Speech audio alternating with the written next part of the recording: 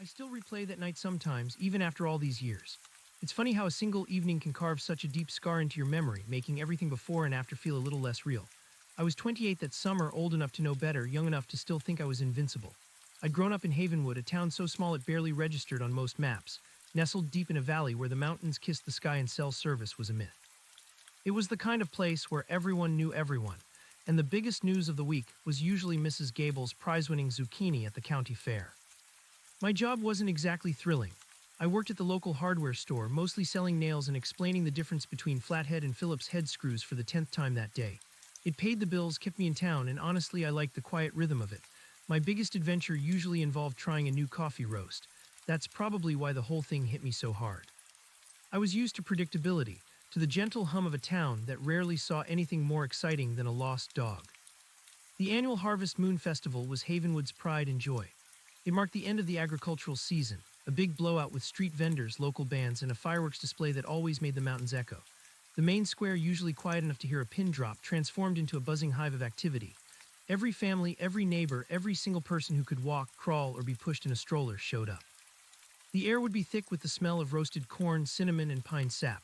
Laughter and music would spill from every doorway, a chaotic symphony of pure, unadulterated small-town joy. It was the one night of the year when Havenwood wasn't just a town. It was a living, breathing entity, vibrant and alive. That particular year, I had a shift at the hardware store until sundown, which meant I'd missed the initial rush of the festival. I was supposed to meet up with my sister Sarah and her husband Mark at the main stage around 8. Sarah, always the planner, had already staked out a spot for us, promising a perfect view of the fireworks. My plan was simple: lock up, grab a quick bite from the taco truck everyone raved about, and then navigate the throngs to find them. Easy. Routine, just another festival night in Havenwood. I remember locking the front door of Miller's Hardware, the heavy clunk of the old deadbolt echoing in the suddenly empty street. The sun was dipping below the peaks, painting the sky in fiery oranges and deep purples. A cool breeze was starting to roll down from the mountains, promising a crisp autumn night. As I started walking toward the town square, the sounds of the festival grew louder, pulling me in like a siren song. I could hear the distant thrum of a bass guitar, the collective murmur of hundreds of voices, the occasional burst of excited children's screams. It was all so familiar, so comforting. Then, just as I was turning the corner onto Elm Street, the first anomaly hit. Not a loud, dramatic bang, but something far more unsettling. The music, which had been a steady, almost overwhelming presence just moments before, flickered. It wasn't a volume dip or a power cut. It was like someone had momentarily turned a dial, not just on the music, but on all the sound. For a fraction of a second, the cacophony of the festival, the laughter, the chatter, the distant music seemed to mute. Not entirely, but enough to create a distinct, almost physical impression of silence. It was so quick, so subtle that I almost dismissed it. A momentary lapse in my own hearing maybe, the breeze playing tricks on the sound waves, but it left a faint prickle on the back of my neck. I paused, tilting my head, trying to pinpoint it. The sounds of the festival surged back instantly, as loud and vibrant as before, maybe even more so, as if compensating for its brief absence.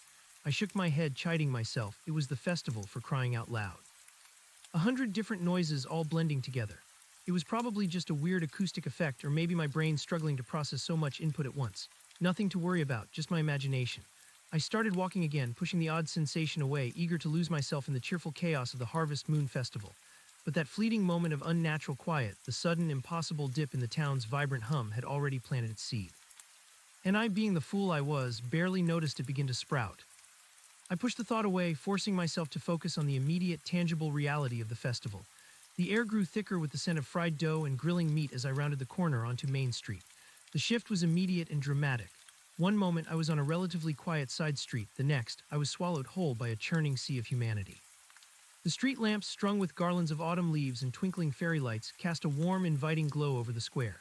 Children, their faces painted with glittery designs, darted between adults' legs, their high-pitched laughter cutting through the general din. Teenagers clustered by the makeshift stage, bopping their heads to a surprisingly decent cover band. Families milled about, some clutching bags of popcorn, others sipping hot cider. It was exactly as I remembered it, year after year, a chaotic, beautiful symphony of small-town life. The sheer volume of it all was overwhelming, a delightful assault on the senses. The rhythmic thumping of the bass from the stage vibrated through the ground, up through my boots. The mingled sense of roasted nuts, cotton candy, and the faint, earthy smell of damp leaves underfoot filled my nostrils. I could see the glow of the taco truck, a beacon of greasy, delicious hope, just past the antique carousel that spun its painted horses in a dizzying circle. For a moment, fully immersed in the joyous pandemonium, I almost forgot about the strange silence. Almost. I started navigating the crowd, a practiced dance of polite shuffles and murmured apologies. My goal was the taco truck, a Havenwood legend run by a man named Jorge who migrated north from Texas every autumn just for the festival. His carne asada was the stuff of local legend. The line was predictably long, snaking halfway across the square. I sighed, mentally adding another 15 minutes to my journey to Sarah and Mark, but the prospect of a good taco was worth it. As I neared the back of the queue, the music from the stage abruptly stuttered. Not a full stop, but a jarring, momentary skip like a scratched record, and with it a split-second pause in the general chatter. This time it wasn't just my perception. The collective hum of the festival seemed to falter, a momentary catch in its breath. People looked up, glancing at the stage, then at each other. A few frowned, a murmur rippling through the crowd. Then, just as quickly, the music corrected itself, a little louder this time, and the conversations resumed, a little more boisterous, as if to compensate for the brief interruption. My heart gave a little lurch. That wasn't imagination, that was real. My gaze swept across the faces around me. Most people had already dismissed it, shrugging it off as a power glitch or a band struggling with their equipment. But I saw a few like me whose expressions held a flicker of something more, a subtle widening of the eyes, a slight tension in their shoulders. They noticed. They just didn't want to make a big deal out of it. We were Havenwood after all. We valued our peace, our predictability. To acknowledge something truly weird felt like an act of rebellion against the established order. I shook my head, trying to rationalize it away. It was a temporary stage after all, old wiring maybe, or a blown fuse. Yeah, that had to be it. It was Harvest Moon Festival. Nothing spooky ever happened here, nothing unexplained. Still, the prickle at the back of my neck returned, stronger this time. It felt like a cold finger tracing a line down my spine. I finally reached the front of Jorge's line.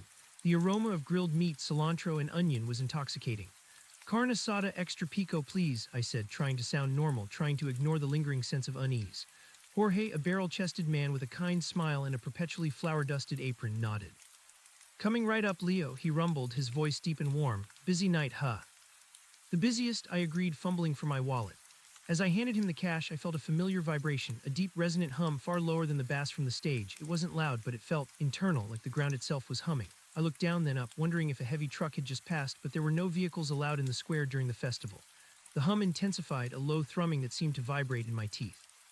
This time Jorge paused, his spatula hovering over the sizzling meat, his brow furrowed. You feel that, Leo? He asked, his voice lower now, a hint of concern in it. Yeah, I admitted, relieved that someone else had noticed. What is it, a generator? Jorge shook his head slowly. Not like any generator I ever heard, and it's everywhere, feels like it's coming from under the ground. He looked around, his gaze scanning the bustling square, no longer focused on his cooking. His easy smile had vanished, replaced by a cautious frown.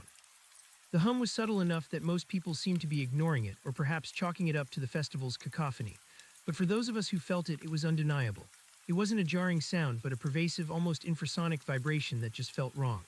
It was like the town was holding its breath again, but this time it was a long, low growl instead of a sudden gasp. Probably just the fireworks going off early, I tried, but it sounded weak even to my own ears. The fireworks were scheduled for midnight. This was barely 8. Jorge just grunted, shaking his head again. He finished my tacos, wrapped them in foil, and handed them over. You be careful, Leo, he said, his eyes meeting mine. Something S off tonight. His words confirmed my own growing apprehension. You too, Jorge, I replied, grabbing my food. The hum seemed to fade slightly as I walked away from the truck, or maybe I was just getting used to it. I tried to convince myself that Jorge was just an old man prone to superstition. But the look in his eyes, a genuine concern that momentarily overshadowed his usual jovial nature, stuck with me. I made my way through the throng, clutching my tacos like a lifeline. I needed to find Sarah and Mark, immerse myself in their easy normalcy, let their laughter drown out the strange hum and the flickering sounds. I needed to be reminded that this was just Havenwood, just the Harvest Moon Festival, and nothing truly out of the ordinary ever happened here. My sister Sarah was the anchor of my world, a steady, practical presence who grounded me. Her husband Mark was equally down to earth, a solid, good-natured guy who worked at the local timber mill. Their combined practicality was usually enough to pull me back from any spiral of overthinking. I spotted them eventually, just as the cover band launched into a slightly off-key rendition of an 80s power ballad. Sarah was easy to spot, even in the crowd, thanks to the vibrant red scarf she always wore to festivals. She was waving enthusiastically, a wide smile on her face, perched on a blanket she'd spread out near the stage. Mark was beside her, his arm draped around her shoulders, a half-eaten corn dog in his hand. They looked perfectly content, perfectly normal. A wave of relief washed over me. Finally, Sarah called out as I approached, her voice barely audible over the music. Thought you got lost in the taco truck line. Almost did, I shouted back, grinning as I knelt down beside them. Jorge had a crowd, got the good stuff though. I offered a taco to Mark, who gratefully took a bite. Hey man, Mark mumbled, his mouth full. Good timing, this band's actually not terrible. I unwrapped my own tacos, the familiar warmth of the foil a small comfort in my hand. Anything happen while I was gone? I asked, trying to sound casual, trying to gauge their reactions. Any weird power cuts or strange noises? Sarah laughed, nudging me playfully. Besides Mrs. Gable complaining about the volume, not really. Why, your ghost detector going off, Leo. Nah, I mumbled, taking a bite of my taco. The flavors exploded in my mouth, the tender carne asada, the zing of the pico, the warmth of the tortilla. For a moment, it almost worked. The food, their presence, the familiar rhythm of the festival, almost. Just felt a couple of weird dips in the music, thought it might have been a larger thing. Mark shrugged, probably just the band, they're locals, not exactly Grammy winners, he chuckled. You worry too much, man, it's the festival, just enjoy it. Their dismissiveness was exactly what I'd expected and exactly what I needed. I tried to let it wash over me to believe them. This was normal, this was Havenwood. But Jorge's concerned face, the low, unsettling hum, and the memory of that strange, impossible silence still lingered, a faint, dissonant chord in the otherwise harmonious evening. We sat there for a while, eating our food, chatting about nothing in particular. Sarah was telling us about the latest gossip from the library. Apparently, the new intern had spilled coffee all over the ancient historical records. Mark was complaining about a broken piece of machinery at the mill.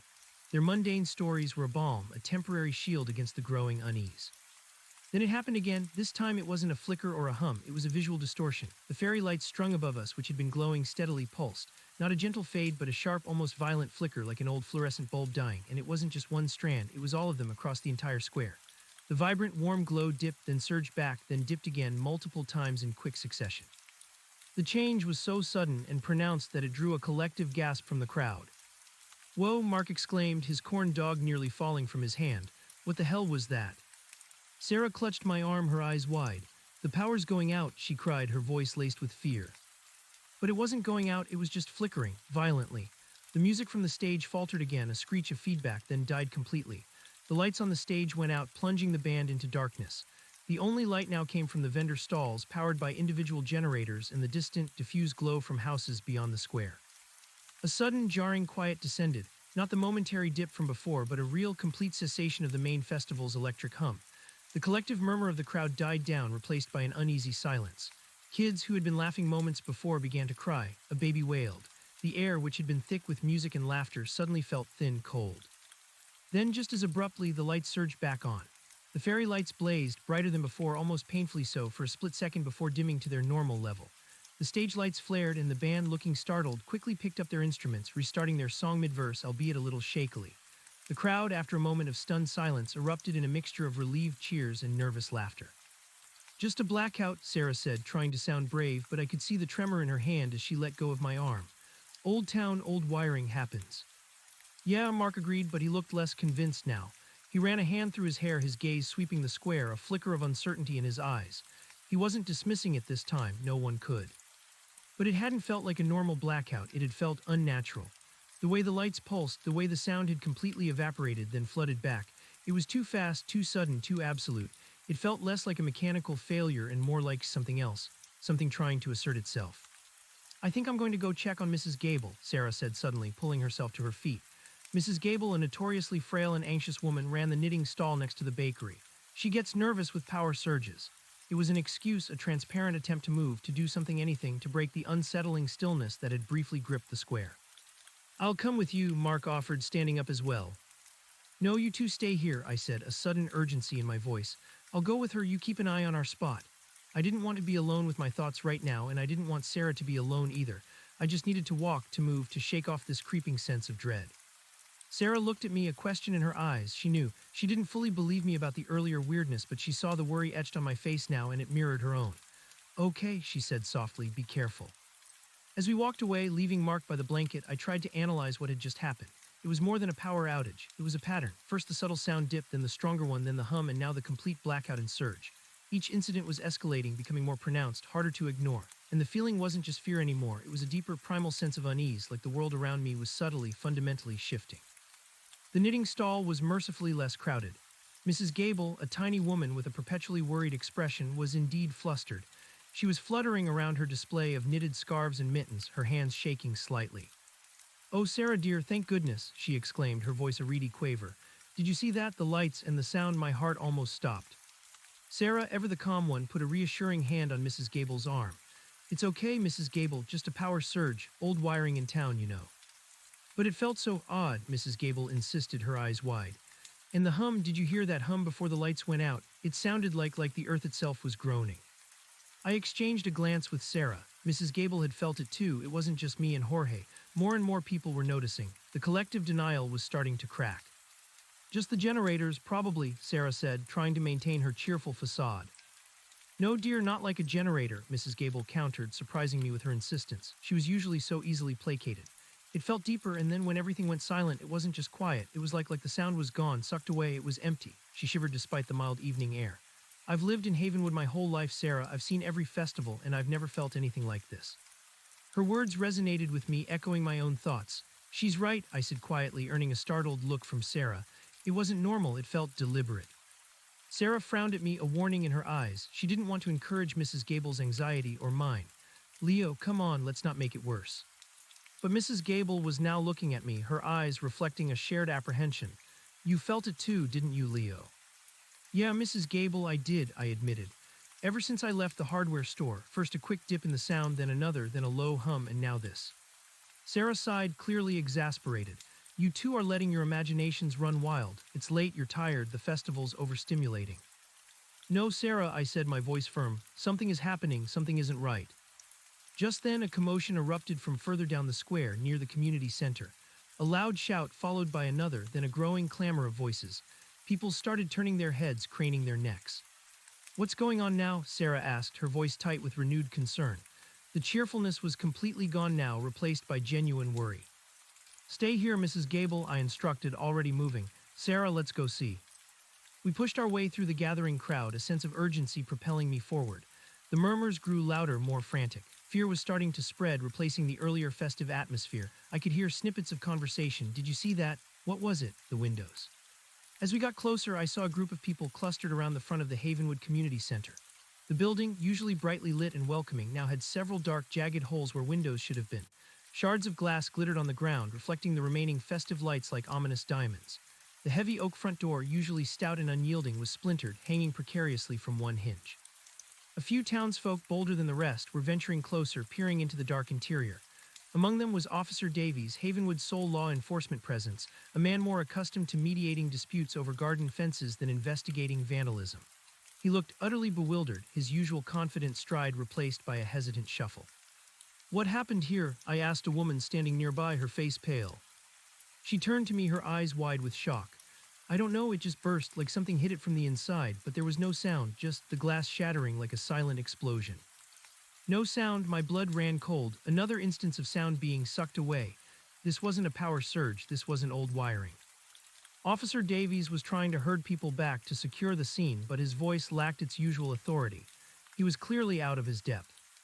Officer Davies, I called out, pushing through the last few people. Sarah was right behind me, her hand pressed to her mouth in horror. Davies turned, relief flickering in his eyes when he saw me, then Sarah. Leo, Sarah, good you're here. I don't know what this is. He gestured vaguely at the destroyed entrance. No one saw anything, no one heard anything until the glass hit the ground. It's like the sound was delayed. It wasn't delayed, I said, my voice low and grim. It was gone, just like the music, just like the festival hum. Davies looked at me, a dawning comprehension in his eyes. You think these things are connected? What else could it be? Sarah asked, her voice trembling. First the lights, then the silence, now this, she pointed at the ruined door. What could do that without making a sound? A new, chilling possibility began to form in my mind, a thought so unsettling I almost dismissed it. But the evidence was mounting. The impossible silences, the strange hum, the sudden violence of the destruction. We need to get everyone together, I said, turning to Davies. Get them away from the center, call for backup. Davies scoffed, backup from where, Leo? The nearest state police are an hour away, and with all the festival traffic there'll be two. Besides, call for what? A broken door.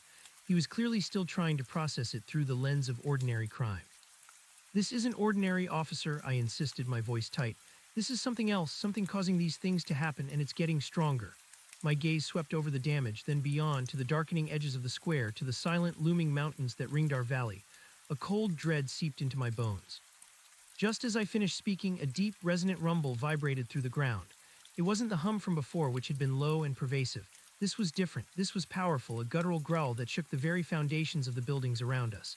Dust rained down from the eaves of the community center. The ground beneath our feet shuddered. Panic, real and visceral, erupted in the square. Screams pierced the air. People started running, blindly pushing past each other, trampling over blankets and vendor displays. The festive lights, which had just recovered from their earlier flicker, now swung wildly, casting erratic shadows that danced like specters. "What was that?" Sarah shrieked, clutching my arm so tightly her fingernails dug into my skin. "Earthquake," someone yelled, but the rumble wasn't like an earthquake. It was too localized, too organic. It felt like something vast and powerful was moving beneath us, or perhaps waking up. The rumble intensified, rising in pitch, becoming a deafening roar. It was no longer coming from underground, it was coming from everywhere. From the air, from the mountains, from the very fabric of the night. It pressed down on us, a physical weight forcing us to our knees. I saw children screaming, their hands clapped over their ears. Adults were falling, stumbling, desperately trying to protect themselves.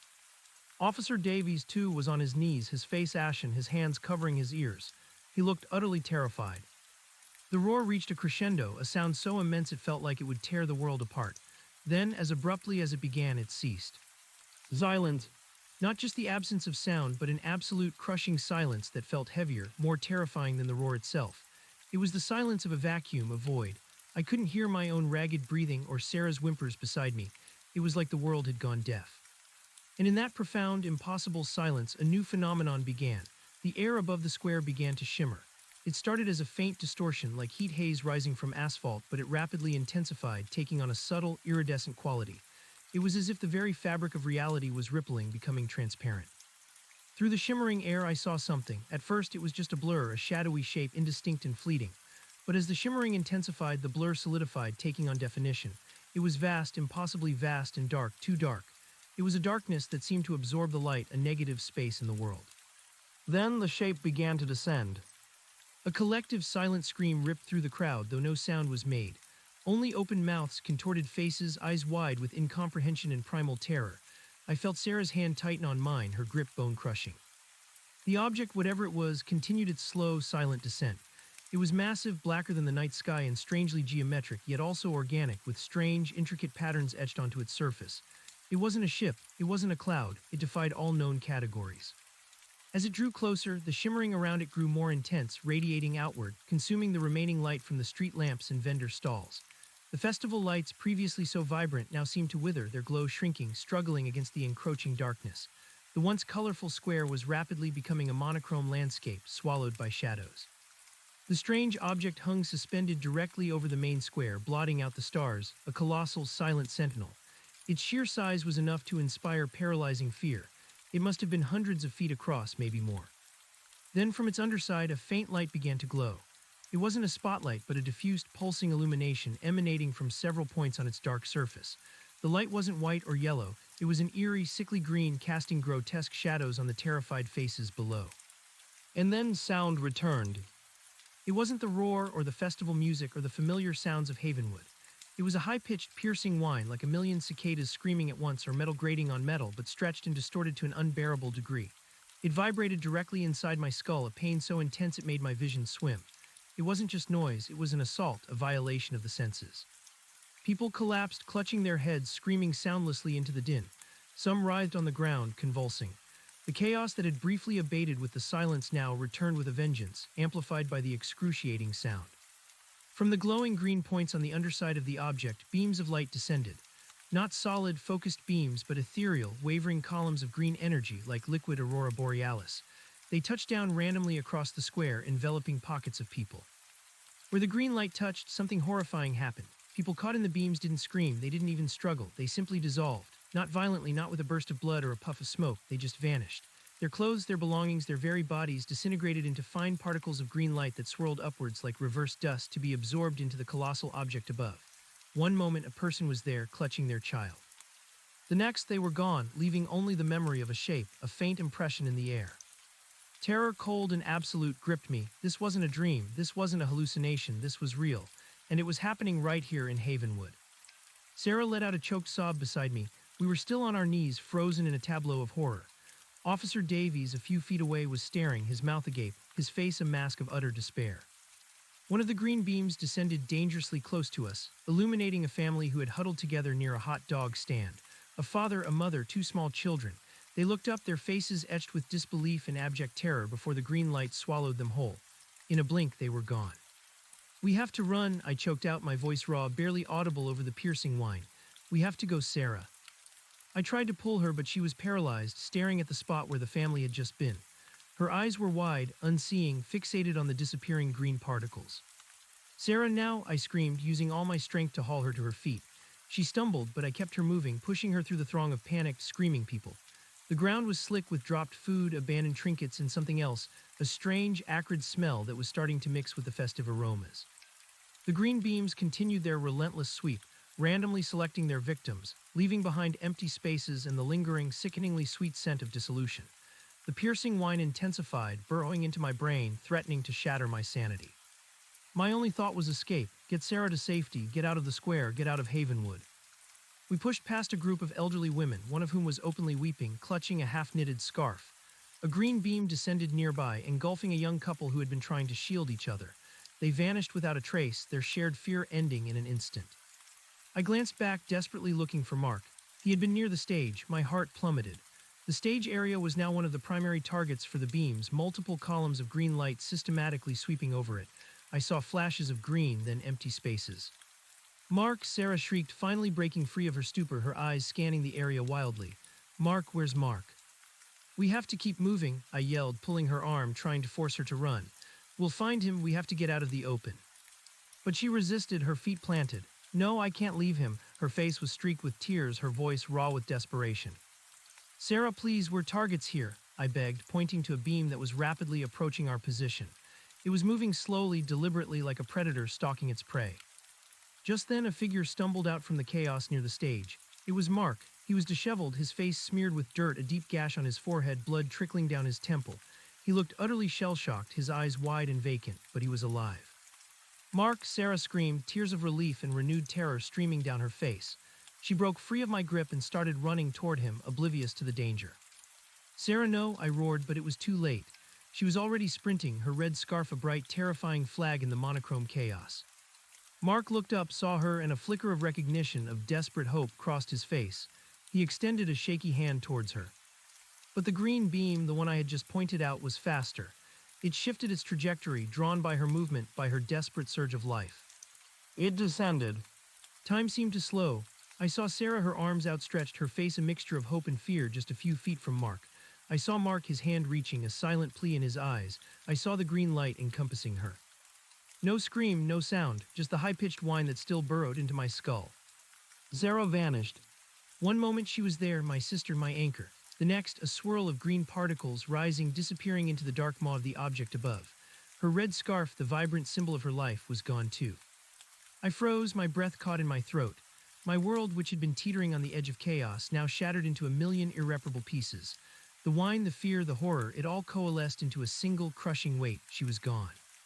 Mark stood there, his hand still extended, his face a mask of unspeakable agony. He didn't even notice the green beam that now shifted slowly, inexorably towards him. Mark, run! I finally found my voice, a guttural primal scream that tore through my throat. He heard me, he finally seemed to snap out of his stupor, his eyes meeting mine, filled with a raw, agonizing grief. He hesitated for a second, then turned, not towards me, but towards the edge of the square, towards the woods that bordered Havenwood. He ran. I couldn't move, I couldn't breathe, my sister gone just like that. The green beam settled over the spot where Mark had been standing just moments before. It hovered there, then moved on, seeking new prey, but it had missed him. He was running for his life. A cold, burning rage began to mix with my terror and grief. This impossible, horrific thing, what was it? Why was it doing this? My sister, it had taken my sister. I looked up at the colossal, silent object hanging like a malevolent god over our shattered town. The green beams continued their systematic sweep, thinning the crowd, leaving behind only the dead silence of empty spaces. The piercing whine, the sound of their predation, was tearing at my mind. I had to move, I had to get out, but more than that, I had to understand. I had to know, for Sarah, for Mark, for everyone. I looked around, seeking an escape route, a way out of the merciless, deadly dance of the green beams. The main street, which had once been a vibrant thoroughfare, was now a scene of unimaginable devastation. Abandoned stalls, overturned tables, scattered belongings and bodies, or rather, the lack of them. The absence of bodies where people had once stood was more chilling than any gore. I saw a narrow alleyway between Miller's Hardware and the old bakery, an unlit passage I knew like the back of my hand. It led away from the direct line of sight of the hovering object, towards the less populated residential streets. It was a chance, a slim one. With a surge of adrenaline fueled by grief and a desperate will to survive, I staggered to my feet. My legs felt like lead, my head pounded with the relentless whine, but I forced myself forward. I had to get out. I had to survive. I had to tell someone. I had to do something. I began to run, my gaze fixed on that dark sliver of an alley, my mind a blur of terror, pain, and a nascent, burning need for vengeance. The Harvest Moon Festival, the symbol of our small town's simple joy, had become a charnel ground. And I, the foolish man who had barely noticed the seed of strangeness begin to sprout, was now running through a nightmare that had devoured everything I held dear. The gentle hum of Havenwood was gone, replaced by the screams of the dying and the high-pitched whine of an alien horror. And I knew with a certainty that chilled me to the bone that the world would never be the same. Not for Havenwood, not for me, and not if I had anything to say about it for whatever had come to visit us this night. I ran, each frantic, desperate stride was an agonizing testament to Sarah's absence. The alley between Miller's Hardware and the old bakery was a narrow canyon of shadow, a stark contrast to the sickening green light that still pulsed over the square. The high-pitched whine burrowed into my skull, a relentless drill boring into my sanity. My vision was a blur of tears and adrenaline, the world a distorted canvas of monochrome terror. The alley, usually a quiet shortcut used by delivery trucks and local kids sneaking cigarettes, was now my only hope.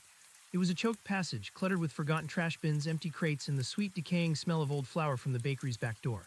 I stumbled over something unseen, nearly falling, but the image of Sarah's outstretched hand, the swirling green particles of her disappearance, propelled me forward. I couldn't stop. I wouldn't stop. Behind me, the screams of the dying mingled with the horrific whine, forming a discordant symphony of suffering.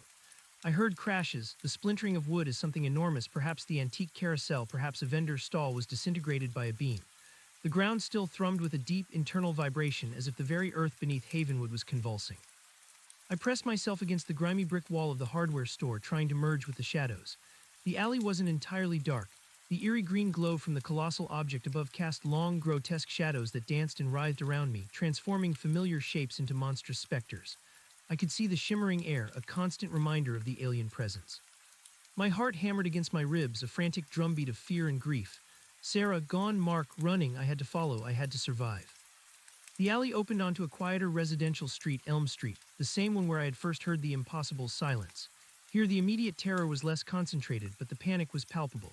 People were pouring out of their houses, drawn by the horrific sounds from the square, only to be met by the sight of the colossal object hanging over their town like a death omen.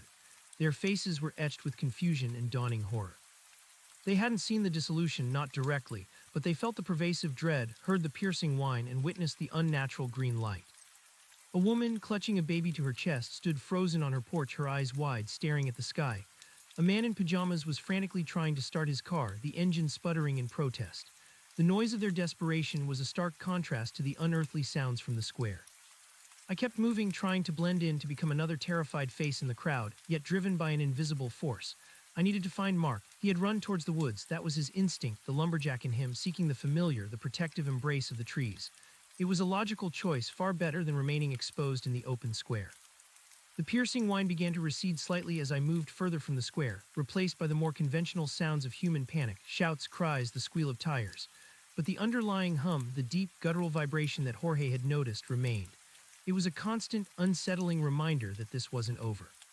I reached the end of Elm Street, which intersected with Birch Road, a long, winding street that led out of town and eventually towards the forest trails. The houses here were more spaced out, surrounded by larger plots of land, many bordering the encroaching wilderness. This was Mark's territory. As I ran, I passed more scenes of chaos. A car had crashed into a lamppost, its horn blaring a mournful, continuous note. A group of teenagers were huddled in a ditch, sobbing. No green beams had reached this far yet, but the terror had. It had spread like a contagion, infecting every soul in Havenwood. My lungs burned, my legs ached, but the image of Sarah's disappearance fueled my every step. The grief was a fresh, gaping wound, but it was edged with something else now, a cold, hard resolve. I wouldn't just survive, I would understand. I reached the last few houses on Birch Road, where the paved road gave way to gravel, and the forest loomed, a dark, impenetrable wall. The air here was cooler, carrying the scent of pine and damp earth, a welcome antidote to the acrid smell of dissolution that still clung to me. "Mark," I yelled, my voice hoarse, a desperate croak in the encroaching silence of the forest's edge. "Mark, are you here?" No answer, only the rustling of leaves in the night breeze, and the faint, unsettling echo of the distant whine from the square. I plunged into the woods, following a narrow deer trail I knew well. Mark and I had often hiked these trails, fished in the hidden streams. They were familiar, comforting in their wildness, but tonight they felt alien, menacing. Every rustle of leaves, every snap of a twig sent a jolt of fear through me. The trees were thick here, their ancient branches forming a dense canopy that blocked out the moon and most of the stars. The green glow from the object above the square was barely visible, just a faint, sickly smear in the distant sky. The darkness was absolute, relieved only by the faint, shimmering light of my phone's screen as I pulled it out, trying to use its flashlight function. It was barely a sliver of illumination, cutting through the oppressive gloom. "Mark," I called again, louder this time, my voice bouncing off the ancient trees. "It's Leo." A branch snapped to my left. I froze, my heart leaping into my throat. I swung the phone's weak beam towards the sound. A figure stumbled out from behind a thick oak. It was Mark. He was a mess, his clothes torn, his face pale and streaked with blood and dirt. His eyes, when they met mine, were hollow, filled with a raw, agonizing pain that mirrored my own. "Leo," he rasped, his voice barely a whisper, thick with unshed tears.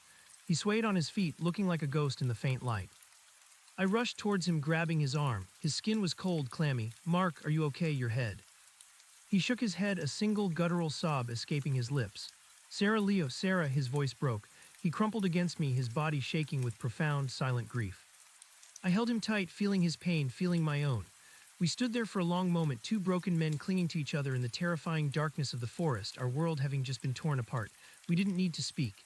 The shared horror, the unbearable loss, bound us in a silent scream. After a moment, Mark pushed himself away, wiping his face with the back of his hand, trying to regain some semblance of control. But his eyes still held the haunted look of someone who had witnessed the impossible. "We have to go," he said, his voice stronger now, though still raw. "Deeper into the woods. They haven't come this far yet. I don't know if they can." He looked up, his gaze darting through the canopy, searching for any sign of the green light. "You saw it, didn't you?" I asked, my own voice trembling. "Sarah, she was." He nodded, unable to articulate the words. "I saw her, Leo. I reached for her. I watched her disappear." His voice was choked with agony. "She was right there." The memory was a fresh knife twist in my gut. I closed my eyes, picturing it again, that horrifying moment of silent dissolution. My sister gone. "We need to get to the old cabin," Mark said, his voice taking on a desperate urgency. "My grandfather's hunting cabin. It's remote. It's far from Havenwood. Maybe they won't find us there." The old cabin, it was deep in the heart of the Havenwood wilderness, a good 5-hour hike even in daylight on rough, overgrown trails. It was rustic, barely more than a shack, but it had a sturdy roof and a fireplace. It was also crucially away from town, away from the terrifying alien object. "Can you make it?" I asked, looking at his gash. It was bleeding sluggishly but deeply. He looked utterly exhausted, running on pure adrenaline. He nodded, gritting his teeth. We have to for Sarah." His words ignited a fresh spark of determination in me. For Sarah, yes, we had to survive. We had to live to tell this story, to find answers, to do something. "Okay," I said, my voice firm despite the tremor in my hands. "Lead the way. I remember the path mostly, but you know these woods better than anyone." Mark took a deep, shuddering breath and turned, plunging deeper into the dense undergrowth. I followed closely, my phone light waving wildly, barely illuminating the tangled roots and fallen leaves that made the forest floor a treacherous obstacle course. The silence here, broken only by the chirping of crickets and the distant, fading whine, was a heavy blanket compared to the pandemonium of the square. As we walked, or rather stumbled, deeper into the woods, the events of the last few hours replayed in my mind. The subtle dips in sound, the hum, the blackout, the destruction of the community center, the deafening roar, and then the impossible silence, the shimmering air, the colossal object, and the green beams. It was too much. My mind struggled to process it, to find a logical explanation, but there was none. This defied all logic, all understanding. Do you think anyone else made it?" Mark asked, his voice low, breaking the silence. I shook my head, my throat tight. "I don't know, Mark. The beams, they were everywhere, fast. I didn't want to recount the horrors I had seen, the families disappearing in an instant. The memory was too fresh, too raw." "Officer Davies," Mark murmured. "I saw him near the square. He was trying to help people." "He was," I confirmed. "I don't know if he got out. He looked terrified." Even Davies, the embodiment of Havenwood's calm authority, had been utterly overwhelmed. We walked in silence for a long time, the crunch of leaves under our feet the only sound. The moon, a sliver of silver, occasionally pierced through a gap in the canopy, casting ghostly patterns on the forest floor. The air grew colder and the adrenaline began to wear off, leaving behind a crushing fatigue. Mark stumbled more often, and I had to help him up, supporting his weight. "We need to stop for a minute," I finally said, pulling him towards a large fallen log slick with moss. "You're going to collapse." He didn't argue, sinking onto the log with a groan. He clutched his head, pressing his fingers to the gash on his forehead. "I'm just tired," he mumbled, but his voice was weak. I pulled my old, worn flannel shirt from my backpack. I grabbed it on instinct from the hardware store, along with a bottle of water and a few energy bars, and pressed it against his wound. "Keep pressure on it," I instructed. "It'll help slow the bleeding." We sat there in the dark, listening to the sounds of the forest, the distant echo of the horror we had escaped. The piercing whine was almost gone now, just a faint ringing in my ears, a phantom sensation. But the deep hum, the vibration of the earth, it was still there, subtle but constant, like a low-frequency heartbeat. "What was it, Leo?" Mark asked, his voice barely audible, staring into the impenetrable darkness of the woods. "What was that thing?" I shook my head. "I don't know, Mark. I've never seen anything like it. Nothing. It wasn't human. It wasn't from here." The words felt inadequate, hollow. How could I describe a colossal, silent, light-absorbing object that disintegrated people into green dust? "Aliens," he whispered, a tremor in his voice. The word, usually reserved for science fiction movies, sounded utterly absurd, yet terrifyingly real in the context of what we had just witnessed. "I don't know," I repeated, rubbing my temples. "It fits. Nothing else does. It came from the sky, it had those strange lights, and it just took people." He shuddered, taken, disappeared, gone. He looked at me, his eyes wide and haunted. "Sarah's gone, Leo. She's really gone." The reality of it hit him again, a fresh wave of grief. I pulled him into another embrace, his body racked with sobs. I felt the familiar weight of my own grief pressing down on me, heavy and suffocating. My sister, my practical, kind, planning sister, taken by an impossible horror. We sat there for what felt like an eternity, mourning. The forest was our sanctuary, our witness. Eventually the tears subsided, leaving us both hollowed out but with a renewed sense of purpose. We were alive. We had to keep moving. "We should try to make it to the creek by dawn," Mark said, finally pulling away. His voice was raw but resolute. "There's a small lean-to a few miles from here. We can rest there, figure out our next move." I nodded, pushing myself up. Every muscle in my body protested, but the memory of the green beams was a powerful motivator. "Okay, let's go." We resumed our trek, the darkness of the forest becoming less intimidating as our eyes adjusted, and our minds focused on the immediate task, putting as much distance as possible between us and Havenwood.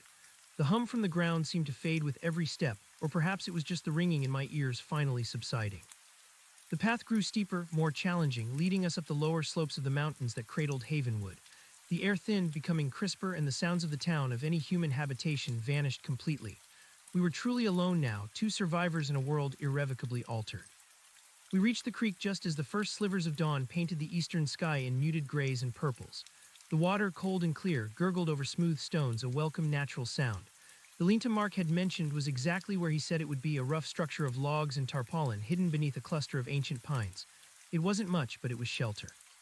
"We can rest here for a few hours," Mark said, collapsing onto the leaf-strewn ground inside the lean-to. His face was pale, his lips chapped, and his wound was still oozing, though the flannel shirt had absorbed most of the fresh blood. I checked his gash. It was a nasty cut, deep but not gushing. "It needs cleaning," I said, pulling out the water bottle, "and we should try to bind it properly." I had a basic first aid kit in my hardware store backpack, a habit from years of minor cuts and scrapes. I rummaged through it, finding antiseptic wipes and some gauze. As I cleaned his wound, he flinched, but remained silent, his gaze distant, fixed on the faint light filtering through the trees. The events of the night had stripped away all his usual easygoing nature, leaving behind a raw, vulnerable core. "We need to think," I said, trying to focus on something concrete, something practical. "What do we do now? We can't go back to Havenwood." He shook his head, a haunted look in his eyes. "No, no one will be left. I saw the beams sweeping the whole square, and the houses around it. I saw them hit Mrs. Gable's knitting stall." His voice was barely a whisper. "Everyone." The implication hung heavy in the air. Everyone, our friends, our neighbors, the entire town, gone, dissolved. Havenwood, a place of simple joy and predictability, was now a ghost town, a charnel ground where the dead left no trace. "We have to get to the nearest town," I said, trying to push away the overwhelming despair. "Signal for help, tell people." "Tell them what, Leo?" Mark asked, a bitter laugh escaping his lips. "That a giant alien object appeared out of nowhere and vaporized everyone with green light. They'll think we're insane, they'll lock us up." He had a point. The story was beyond belief. Even we who had witnessed it were struggling to comprehend it. How could we expect anyone else to? "We have to try," I insisted. "We can't just hide here forever." "No," he agreed, closing his eyes. "But we need a plan, and we need to be careful. If this thing is still out there, if it moves beyond Havenwood." He didn't need to finish the sentence. The thought was terrifying enough. If it wasn't just Havenwood, if this was happening on a larger scale, the implications were apocalyptic. "Let's rest for a few hours," I said, finishing with his wound, binding it as best I could. "We need our strength, then we'll head for Fairview." Fairview was the next town over, a slightly larger community about a day's hike through the mountains or a 2-hour drive by road. It was our best bet. It had a police station, a small hospital, and most importantly, a reliable cell signal. We lay down in the lean-to, exhausted, but sleep wouldn't come easily. Every time I closed my eyes, I saw Sarah's face, the green light, the silent scream. The image was seared into my brain, an eternal scar. The low hum of the earth, though faint, still echoed in my mind.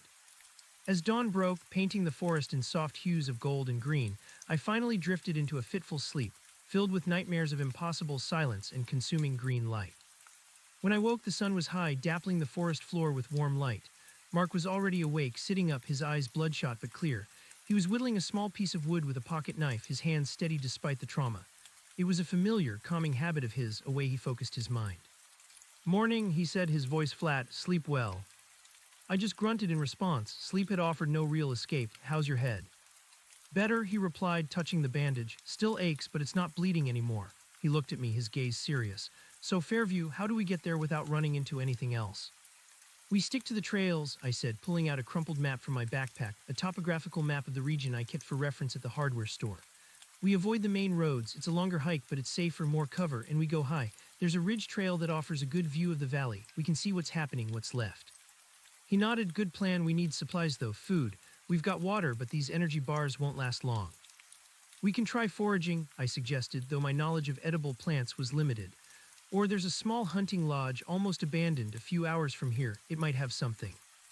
"Worth a shot," he said, getting to his feet. He still moved stiffly, but the rest had clearly helped. "Let's move. The sooner we're out of these woods, the better." We packed up our meager belongings and set off, deeper into the untouched wilderness. The silence of the forest was now almost oppressive, a heavy blanket that smothered all sound. It was an unnatural quiet, not the vibrant hum of a healthy ecosystem, but a muted, watchful stillness, as if the forest itself was holding its breath. Even the birds seemed to have gone quiet. As we ascended the winding mountain trails, the air grew thinner, the trees more sparse, giving way to rocky outcrops and expansive views. Finally, after hours of arduous climbing, we reached the ridge trail.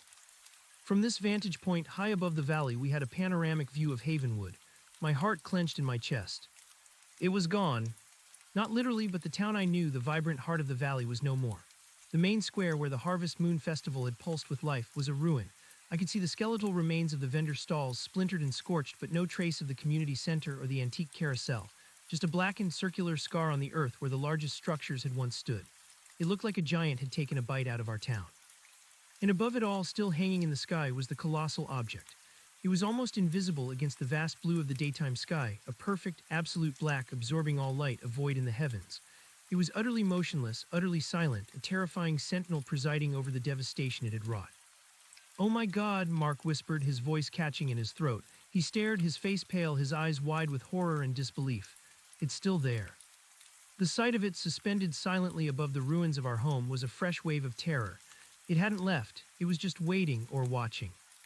"It looks dormant," I murmured, trying to analyze it to find some pattern, some hint of its purpose. It was still dark and menacing. The green light was gone, the piercing whine absent. It was just a silent black void in the sky. "Dormant or not," Mark said, his voice shaking, "it's still there, it's still over Havenwood. What if it starts again?" The thought was chilling. We were relatively safe up here, hidden by the trees, but the sheer scale of the object and the devastation it had caused was mind-boggling. Our small town wiped off the map in a single horrific night. We watched in stunned silence, the wind whipping around us, the only sound. The smoke, or rather the lingering haze from the disintegration, still hung over the town, a faint, acrid pall. There were no sounds of emergency services, no sirens, no helicopters. Havenwood was utterly silent, a tomb. "No one's coming," Mark stated, his voice hollow. "No one even knows." He was right. Havenwood was isolated. Cell service was a myth. The nearest major town, Fairview, was too far away to have seen anything, and no one would have heard the screams or the roar. If anyone had made it out, they would be like us, scattered and terrified. "We have to make it to Fairview," I said, my voice firm. "We have to tell someone, even if they don't believe us, we have to try." "What if it sees us?" Mark asked, his eyes still fixed on the black object.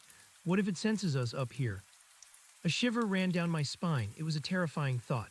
The way the green beam had tracked Sarah, almost with an intelligence. Was it still watching? Did it know we were here, two lone survivors, witnessing its grim work? "We'll be careful," I said, trying to project a confidence I didn't feel. "We'll stick to the tree line, we'll be quiet." We continued along the ridge, moving cautiously, our eyes constantly sweeping the sky, searching for any sign of movement from the black object. It remained still, an ominous, silent presence. The hunting lodge was nestled in a small clearing, deep in a forgotten hollow of the mountains. It was a ramshackle building, built decades ago by Mark's grandfather, long since abandoned, its windows boarded up, its porch sagging. It's not much, Mark said as we approached, pushing aside an overgrown bush. But it's shelter and we might find something inside. The air inside was stale and musty, thick with the scent of damp wood and old memories. Dust motes danced in the slivers of light that penetrated the boarded-up windows. We found a rusty old stove, a few moldy blankets, and a stack of yellowed newspapers from years past. In the pantry, to our immense relief, we discovered a few cans of dried beans, some dusty flour, and a jar of ancient, but still edible, preserves. It wasn't a feast, but it was enough to survive for a few days. Thank God, I breathed, clutching a can of beans. It felt like a small victory, a tiny act of defiance against the overwhelming horror. We spent the rest of the day at the lodge, resting, eating, and trying to process the impossible. Mark found a small first aid kit, better than mine, and cleaned and rebandaged his head wound. It still looked nasty, but it was no longer bleeding. As evening approached, we lit a small fire in the old stone fireplace, the smoke curling up through the rusty chimney. The flickering flames cast dancing shadows on the walls, making the old lodge feel a little less lonely, a little more secure. "We should get some sleep tonight," I said, my voice heavy with fatigue.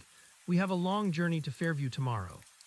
Mark nodded, staring into the flames, his face a mask of weary resolve. "I keep seeing her, Leo," he murmured, his voice barely audible. "Sarah, her face, right before," he trailed off, unable to finish. "Me too," I admitted, my own heart aching. "It's going to be with us for a long time, Mark." We fell silent again, united in our grief in the horrifying secret we carried. The fire crackled, casting a comforting warmth. Outside, the night was cold and quiet, a stark contrast to the terror of the previous evening. But the image of the silent, black object hanging like a malevolent god over the ruins of Havenwood was burned into our minds, an indelible mark of the night our world ended. We both knew that getting to Fairview, telling our story, would be just the beginning. The world had changed. And we, two ordinary men from a small, forgotten town, were now thrust into a nightmare beyond comprehension. The next morning we set out early, the lodge feeling too small, too isolated. We followed Mark's knowledge of the land, taking forgotten game trails and old logging roads that snaked through the high country.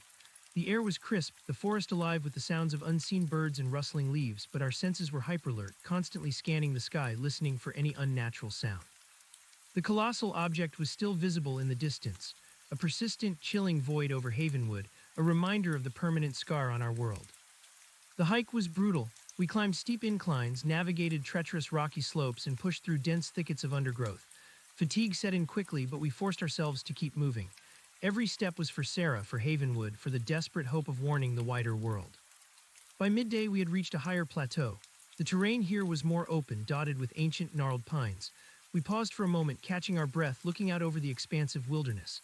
The view was breathtaking, stretching for miles in every direction, a sea of green and brown under a vast blue sky. And then I saw it. It was faint, almost imperceptible against the backdrop of the mountains, but it was there. A thin column of smoke rising steadily into the sky far to the east in the direction of Fairview. "Mark," I whispered, pointing, "do you see that?"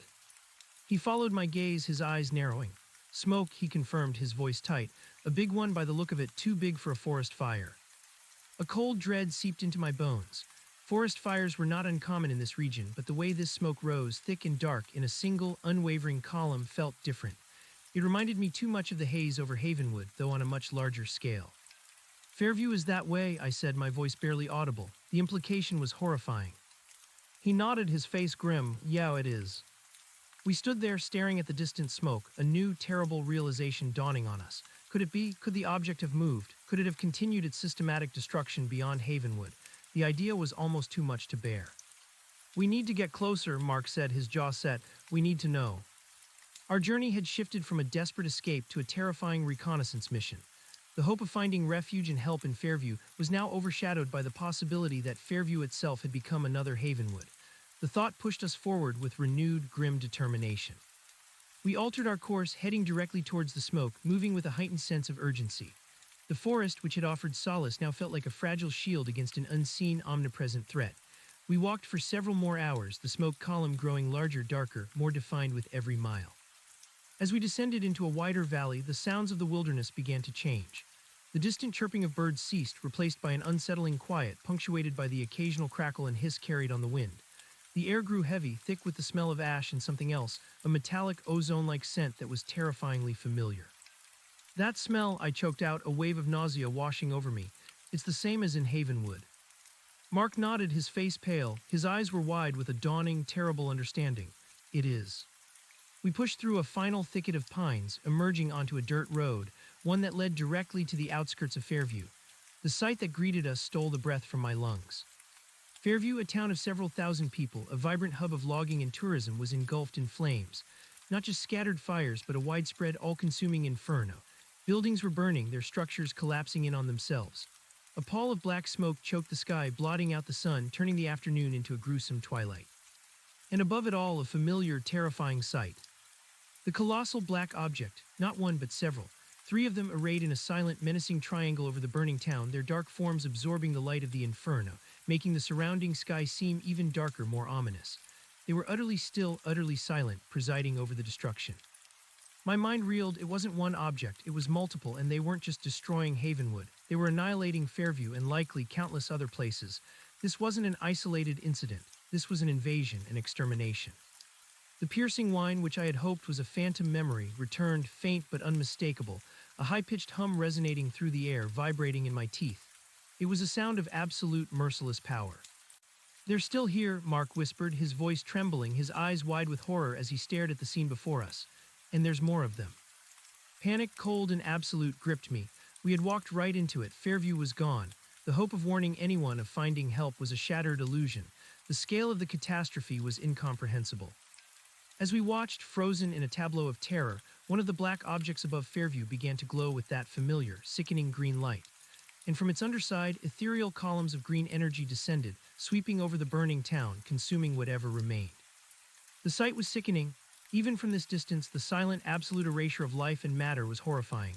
Buildings, still burning, simply winked out of existence, dissolving into swirling green particles that rose to be absorbed by the dark object. The inferno itself seemed to diminish in places, not extinguished, but simply gone. This wasn't just destruction, this was systematic eradication. "We have to go," I choked out, grabbing Mark's arm. "We have to get away from here now." But he was frozen, staring at the unspeakable horror unfolding before us. "My God, Leo, my God." His eyes were wide with a terror that transcended fear, a primal, existential dread. It's everything." "Run," I screamed, pulling him, forcing him to turn away from the inferno. The piercing whine was growing stronger, clearer, vibrating in my very bones. It was a warning. We turned and fled back into the relative safety of the forest, the horrifying images of burning Fairview and the silent, dark objects searing themselves into our minds. Our world, our quiet, predictable world, was not just gone, it was being systematically erased, and we were just two insignificant specks trying to outrun an apocalypse. We ran blindly, fueled by pure, unadulterated terror, not knowing where we were going, only that it had to be away from the burning town, away from the silent, merciless predators in the sky. The forest swallowed us whole, offering its dark embrace as a temporary shield against the unthinkable. But we knew with a horrifying certainty that it was only a matter of time. We ran. The screams of Fairview, though distant, were etched into our minds, merging with the high-pitched whine that vibrated through the air. The smell of ash and ozone clung to our clothes, a sickening perfume of annihilation. Mark stumbled ahead of me, his good eye darting wildly through the trees, his injured head throbbing. I was right behind him, my lungs burning, my legs pumping, fueled by a terror so profound it transcended mere fear. This wasn't just about survival anymore. It was about escaping an alien, unstoppable force that was systematically erasing our world. The forest, which had felt like a shield, now seemed flimsy, its towering trees offering only a temporary illusion of safety. We plunged deeper into its embrace, away from the apocalyptic glow of Fairview, away from the silent, malevolent shadows that hung over it. We ran until our muscles screamed, until our breath came in ragged gasps, until the sounds of the burning town faded into a dull, distant roar. Finally, Mark collapsed, sprawling onto a bed of pine needles, gasping for air. I stumbled beside him, my own body threatening to give out. We lay there, chests heaving, listening to the frantic drumming of our own hearts in the terrifying silence of the forest around us. The usual sounds of woodland life, birdsong, rustling creatures were gone, replaced by a profound, unnatural stillness. Even the insects seemed to have fallen silent, sensing the cataclysm that had befallen our world. It's not just us," Mark choked out, his voice hoarse, his eyes wide and fixed on the canopy above, as if expecting the dark shapes to appear through the leaves. "It's everything." I nodded, unable to speak, the words stuck in my throat. The image of those multiple black objects, the systematic green beams consuming burning buildings, was seared into my brain. This wasn't a localized disaster. This was a purge. They're taking the towns," he whispered, his voice trembling, one by one. The realization was a crushing weight. Our desperate hope of warning someone, of finding help, was shattered. If Fairview, a town significantly larger and more connected than Havenwood, had fallen so swiftly and completely, what hope was there? Who would believe us? Who would even be left to believe? We lay there for a long time, the enormity of our situation washing over us. The sun had begun its descent, painting the western sky in hues of orange and purple, a beautiful, incongruous backdrop to our despair. The light filtered through the dense canopy, dappling the forest floor in shifting patterns. "We can't stay here," I finally said, pushing myself up onto my elbows. Every muscle ached, every bone protested, but the adrenaline had reasserted itself, urging me forward. "We need to keep moving, deeper into the mountains, away from everything." Mark nodded, slowly pushing himself to a sitting position. He looked utterly spent, his face streaked with dirt and ash, his eyes hollow. "Where do we go, Leo? There's nothing out here but wilderness." "That's exactly it," I said, a desperate plan forming in my mind. "We go where there's nothing, where they wouldn't expect anyone to be, higher up.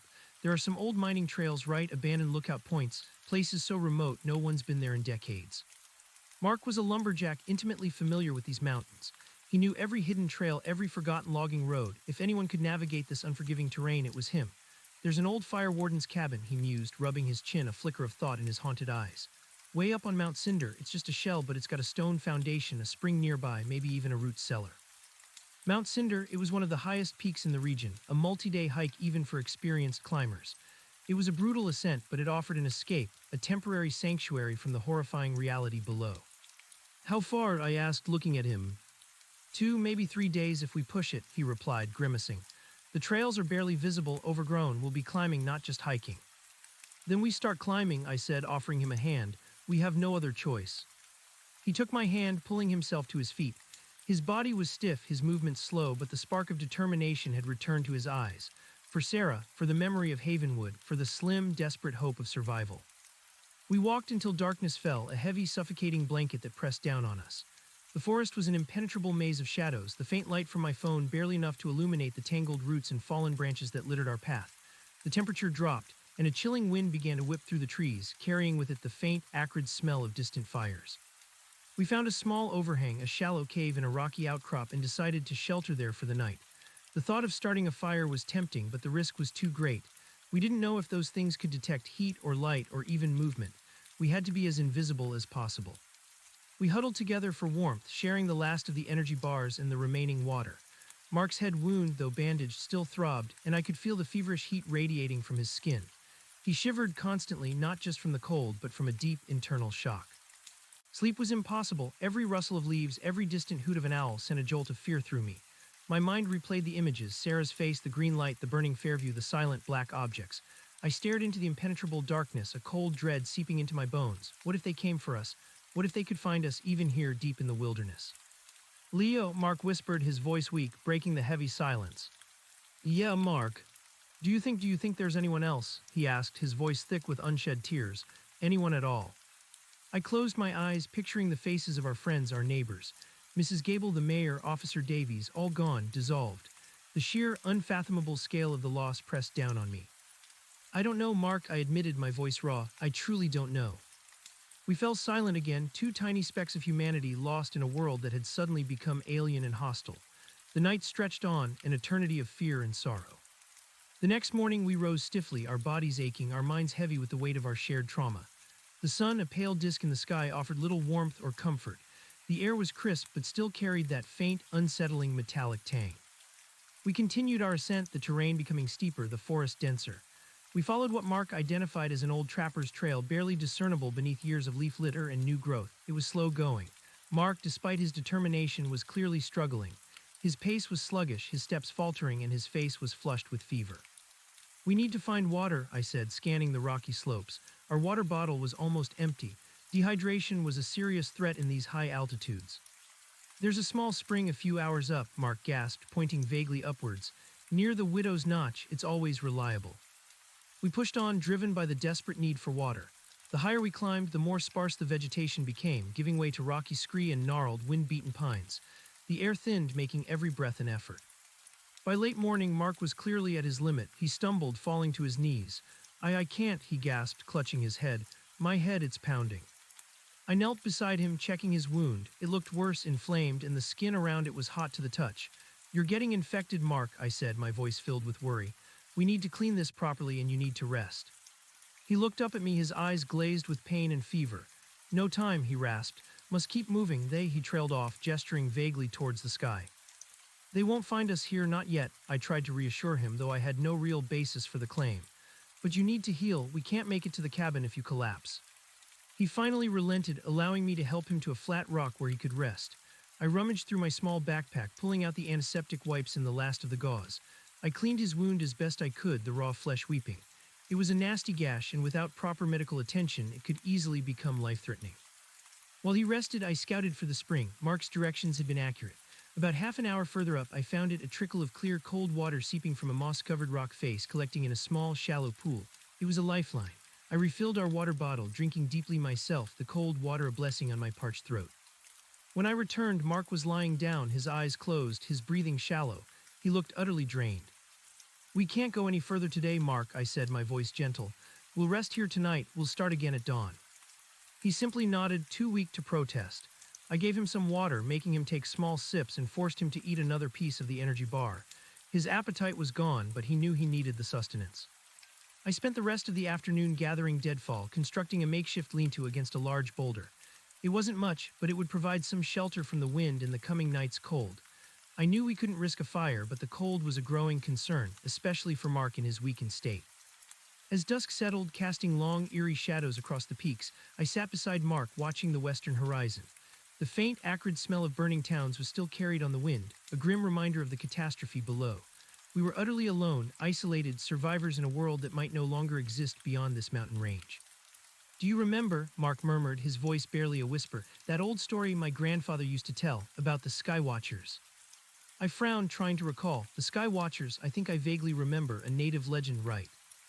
Yeah, he breathed. He said that before our people came to this valley, the old ones, they used to look up at the mountains and they saw things, shadows in the sky, lights. They called them the Sky Watchers. Said they came from between the stars to cleanse the earth, to take what they wanted. A shiver ran down my spine. The words, dismissed as folklore just days ago, now resonated with a chilling, undeniable truth. Cleanse the earth, took what they wanted. That's what he said, Mark replied, his voice distant.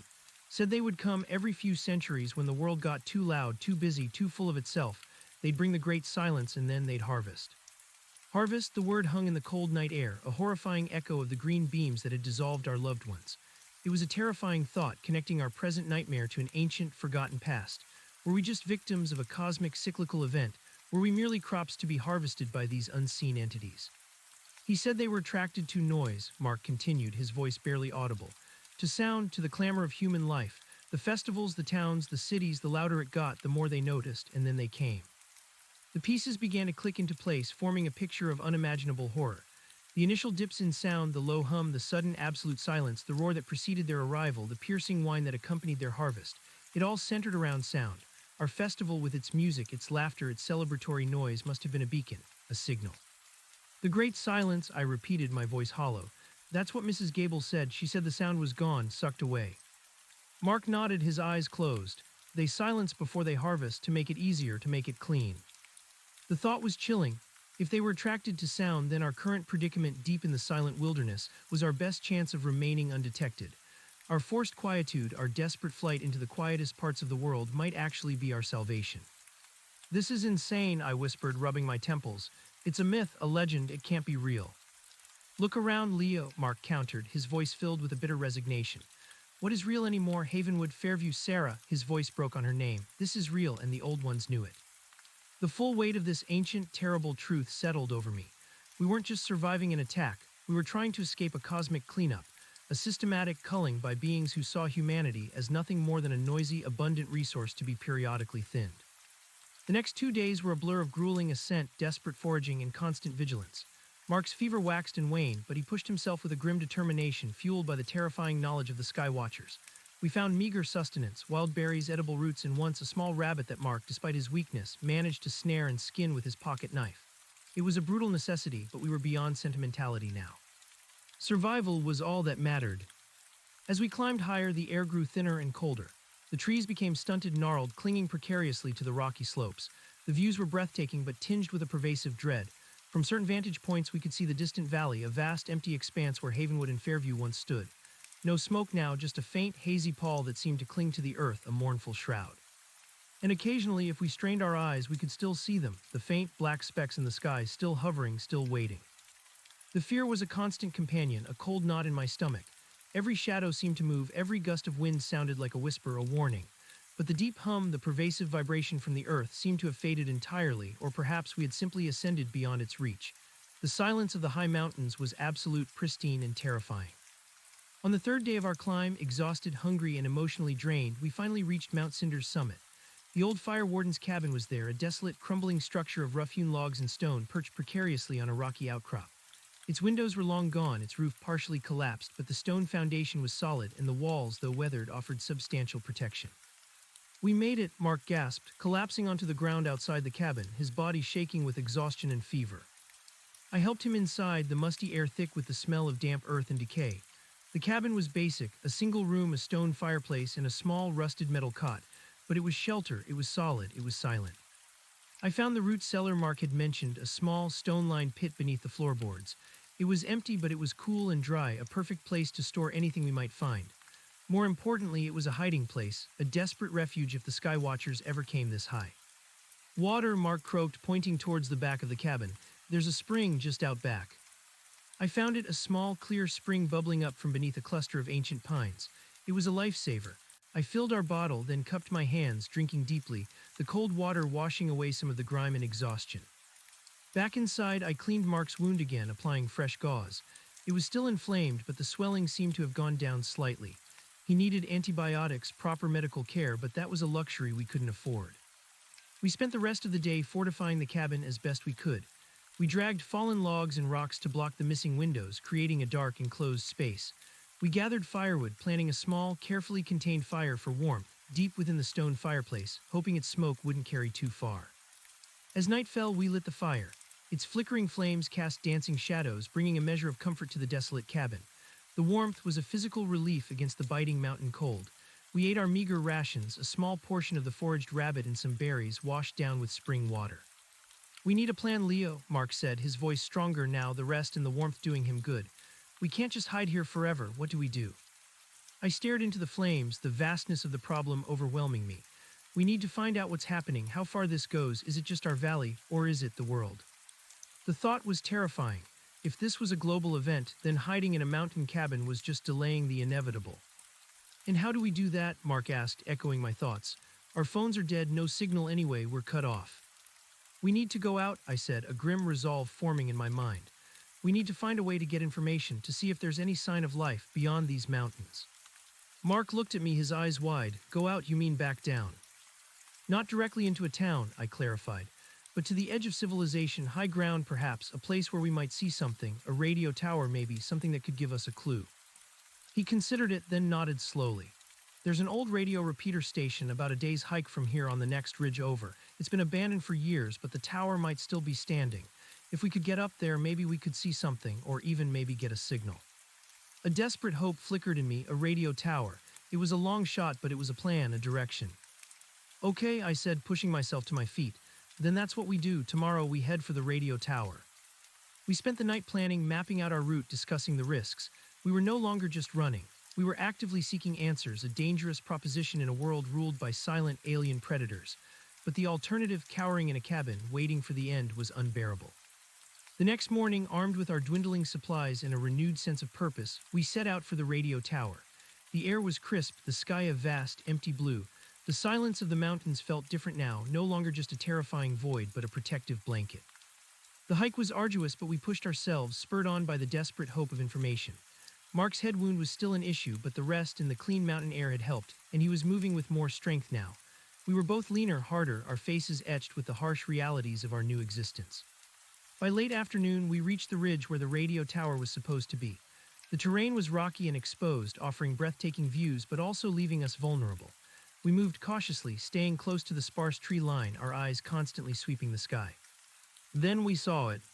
The tower was a skeletal silhouette against the setting sun, a tall, rusted metal structure rising from a small, dilapidated concrete building. It looked abandoned, exactly as Mark had described. "That's it," Mark whispered, pointing, "the old Beacon Hill repeater." Our hearts pounded with a mixture of hope and dread. This was our chance, a chance to see beyond our immediate nightmare, to understand the true scale of the catastrophe. We approached the tower cautiously, our footsteps crunching on the loose gravel. The small building at its base was boarded up, its door hanging ajar. There was no sign of life, no sounds beyond the whistling wind. "I'll check the building," I said, my voice barely audible. "You keep watch. Anything moves, anything at all, you give a shout." Mark nodded, his eyes scanning the horizon, his hand instinctively going to his pocket knife. I pushed open the door to the building. Inside, it was dark and dusty, filled with rusted equipment, discarded wires, and the faint smell of ozone and decay. The place had clearly been abandoned for years. "Anything?" Mark called from outside. "Just junk," I replied, my voice echoing in the stale air. "No power, nothing working." My gaze fell upon a stack of old, yellowed maps on a metal table next to a cobweb-shrouded shortwave radio. Maps, that was something. I grabbed them, stuffing them into my backpack. They might show us routes, other towns, even emergency shelters. As I turned to leave, a glint of metal caught my eye on a higher shelf. I reached up, pulling down a pair of battered but powerful binoculars. They were old, military-grade, designed for long-range observation, a perfect tool for our desperate mission. "I found something," I announced, stepping back outside. Mark turned, his eyes lighting up when he saw the binoculars. "Good find, Leo," he said, taking them. He brought them to his eyes, scanning the horizon, his face etched with a mix of anticipation and dread. "Let's see what's out there." I watched him, my heart thumping. This was the moment of truth. This was where we would find out if the world had truly ended. He scanned the eastern horizon first, towards where Fairview should be. His face paled and a low gasp escaped his lips. It's gone," he whispered, his voice full of horror. "Nothing but a black scar, and I can still see them, the shapes like tiny flecks against the blue, but they're there." He shifted his gaze, sweeping south, then north. The silence from him was heavy, punctuated only by the whistling wind. My breath caught in my throat, waiting for his report. Then he lowered the binoculars, his face a mask of utter despair. His eyes met mine, filled with an unspeakable dread. "Leo," he said, his voice barely audible, "it's everywhere, the entire valley, beyond our valley. There are more of them, dozens, maybe hundreds. They're moving north, south, over every major population center I can see." My blood ran cold. Dozens, hundreds. The scale was incomprehensible. This wasn't just an invasion, it was a systematic, global purge. "The world is gone, Leo," he whispered, his voice breaking. "It's all gone." He handed me the binoculars, his hands trembling. I brought them to my eyes, scanning the distant horizons, and there they were, tiny, impossibly dark specks against the vastness of the sky, hanging over distant towns and cities, some of them still marked by faint plumes of smoke. They were everywhere, a silent, merciless fleet of extermination. The piercing whine, which had been a faint phantom, returned with a vengeance, vibrating in my skull, though I knew it was only a psychological echo of the horror I was witnessing. My hands shook, the binoculars rattling against my face. We stood there on that exposed ridge, two solitary figures, witnessing the end of the world. The sun dipped lower, casting long, grotesque shadows across the mountains. The vastness of the destruction, the sheer, cold indifference of the skywatchers pressed down on us, threatening to crush our last vestiges of hope.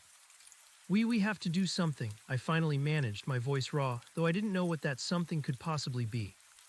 Mark looked at me, his eyes dead.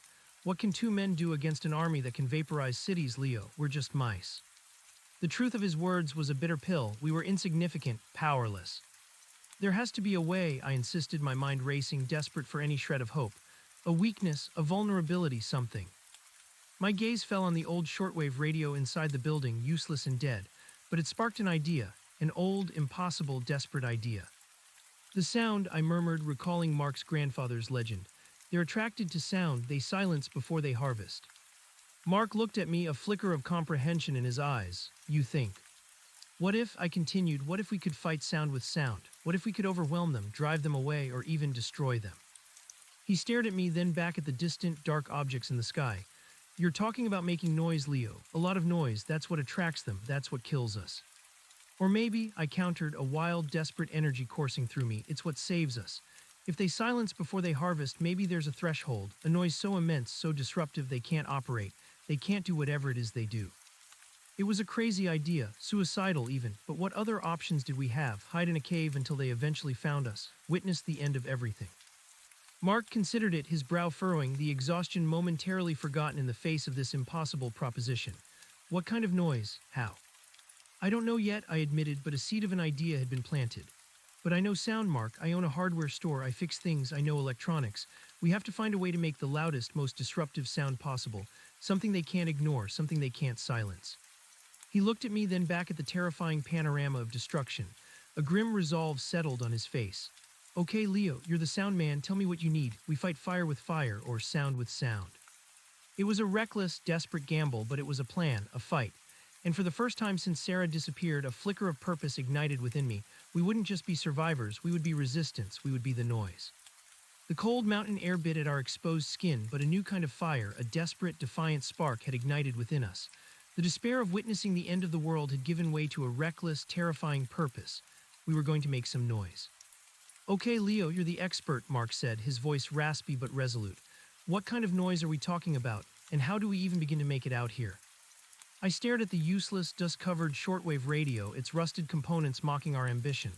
Not with this, I admitted, kicking it lightly. We need something bigger, industrial grade. Something that can output incredible decibels across a wide frequency range. My mind, usually focused on fixing leaky faucets and explaining the difference between Phillips and flathead screws, was now racing, frantically sifting through every piece of technical knowledge I'd ever accumulated. Think of it like this, I explained, trying to simplify the concept. Sound is vibration. The sky watchers, according to your grandfather's legend, are sensitive to it. They remove sound. They create silence. What if that silence is a necessary condition for their harvest? What if enough raw, uncontrolled noise at the right intensity is physically disruptive to them, like a sonic attack? Mark's brow furrowed, so we need really loud speakers. And something to power them, I added. Something to generate the sound and something to amplify it. The louder the better, the more varied the frequencies the better. We need to overwhelm whatever mechanism they use to silence an area. We need to shatter their concentration. Where do we even get something like that? Mark asked, scanning the desolate landscape. We're in the middle of nowhere. Havenwood's gone. Fairview's gone. Think outside the towns, I countered, my mind already sifting through mental maps of the region. Abandoned places, places that might have had their own power generation, their own heavy equipment, logging camps, old quarries, maybe even a small, forgotten military outpost if there's one buried deep enough in these mountains. Mark's eyes widened slightly. There is an old logging camp, he mused. The Henderson Creek operation shut down about 20 years ago. My dad worked there for a bit. It had its own diesel generators, some heavy machinery, and I remember a PA system for calling men to lunch, maybe even an old radio room. A flicker of hope ignited in my chest. A PA system, generators, that's a start. It's a long shot, but it's our only shot. How far? A day's hike from here, maybe a little more, he estimated, pointing west, deeper into the untouched wilderness. It's in a deep hollow off the main trails, should be well hidden. Then that's our first target, I declared, a plan solidifying. We get a generator, we get whatever sound equipment we can find, and we start building our weapon. The sheer audacity of our plan was staggering. 2 ordinary men armed with scavenged junk against a silent, cosmic extermination fleet. It was insane, it was suicidal, but it was something. We spent the rest of the evening at the repeater station, using the binoculars to carefully scout the approach to the Henderson Creek camp. The distant black flecks in the sky remained ominously still, or moved with a slow, deliberate purpose that felt utterly inhuman. No green lights, no piercing whine, just the suffocating silence of a world being systematically erased. We need to be smart about this, I said, tracing a route on one of the old topographical maps I'd found. No open spaces, stay under cover, we move at first light as quietly as possible. Mark nodded, his face grim but determined. The fever from his head wound had subsided, leaving him pale and gaunt, but his eyes were clear, focused. The threat had purged him of everything but raw resolve. The next morning, before the sun had fully crested the eastern peaks, we were on the move. We left the abandoned repeater station, descending into the dense forest, making our way towards the Henderson Creek logging camp. The air was crisp, the scent of pine and damp earth filling our nostrils. Every rustle of leaves, every snap of a twig beneath our feet felt deafeningly loud in the profound silence of the wilderness. The hike was arduous, far more challenging than our climb to Mount Cinder. We had to navigate through thick undergrowth, cross icy streams, and clamber over countless fallen logs. Mark, with his intimate knowledge of the land, led the way, effortlessly finding game trails and forgotten paths. I followed, my senses hyperalert, constantly scanning the sky through gaps in the canopy, listening for any sound that wasn't of the forest. By midday, we had pushed deep into a forgotten hollow, the kind of place where sunlight struggled to penetrate and time seemed to stand still. The air grew heavy, thick with the smell of decaying wood and damp earth. "We're close," Mark whispered, his voice hushed. "I can smell the old mill, diesel fuel, mold, that kind of thing." A few minutes later, through a screen of ancient, moss-draped pines, we saw it. The Henderson Creek logging camp was a ghost town. Rusting hulks of machinery, tractors, skidders, loaders lay half-buried in the encroaching vegetation. A derelict sawmill, its massive saw blade a gaping maw, stood silent and decaying. Several cabins leaning precariously were scattered amongst the trees, their windows dark, their porches collapsing. A profound stillness hung over the place, a silence that felt heavier, more unnatural than even the mountain quietude. "This is it," Mark breathed, his eyes sweeping over the scene. No signs of life, no new tracks. Looks like no one's been here in years. Good, I murmured, clutching the old binoculars. The less activity, the better. I raised the binoculars, scanning the distant sky, nothing immediate. The black objects were not visible from this deep hollow, a small relief but temporary. We moved cautiously into the camp, our footsteps muffled by the thick carpet of pine needles. The cabins were mostly empty, scavenged decades ago, leaving behind only debris and dust. In the main office, a small, square building with a collapsed roof, we found what Mark had remembered, a rusty but seemingly intact PA system. It consisted of a large, boxy amplifier, a wired microphone, and a few heavy bell-shaped speakers, still mounted on wooden poles outside the building, though some were half-rotted. Jackpot, I whispered, a surge of excitement, quickly tempered by the grim reality coursing through me. The components were old, covered in cobwebs, but they looked sturdy. Now for power, Mark said, leading me towards a larger, corrugated metal shed nestled against a hillside. The generator shed, it might still be here. The shed's door was off its hinges, lying on the ground. Inside, bathed in dust and gloom, sat two massive diesel generators, industrial beasts, each the size of a small car. Their surfaces were covered in rust and grime, but they looked substantial, built to last. These are huge, I said, running a hand over the cold metal. Can we even get one of them to work?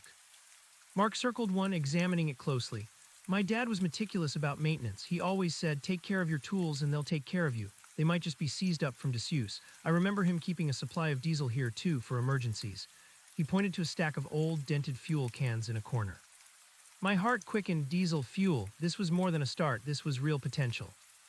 We spent the rest of the day in a flurry of activity, driven by a desperate urgency. Mark, despite his lingering weakness, set about examining the generators. He checked the fuel lines, the battery terminals, the oil.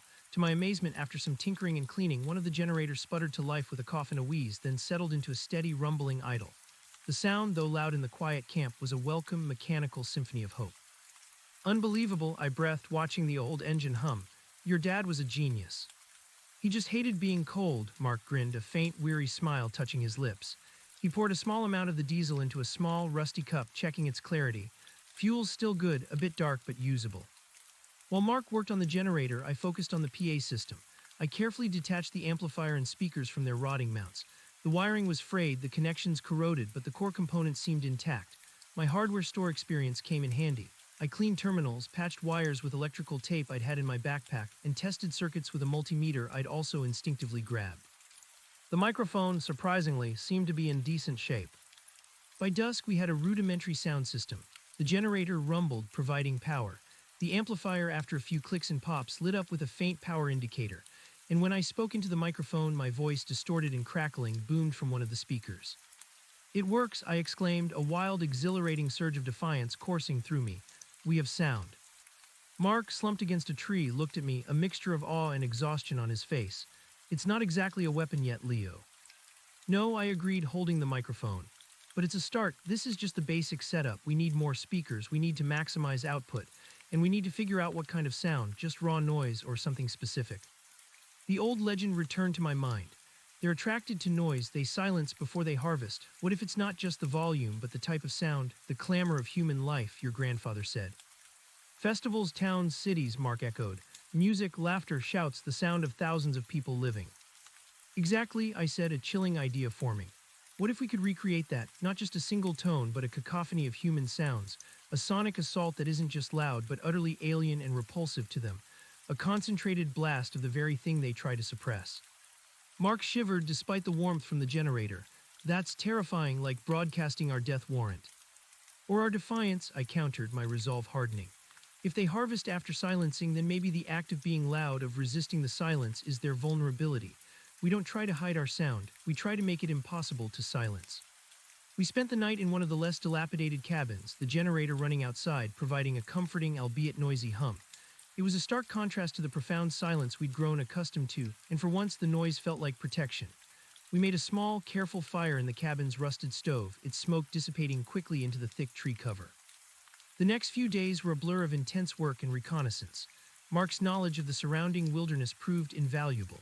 He led me to other forgotten logging camps, abandoned quarries, and even a small, defunct amateur radio club shack tucked away in a remote valley.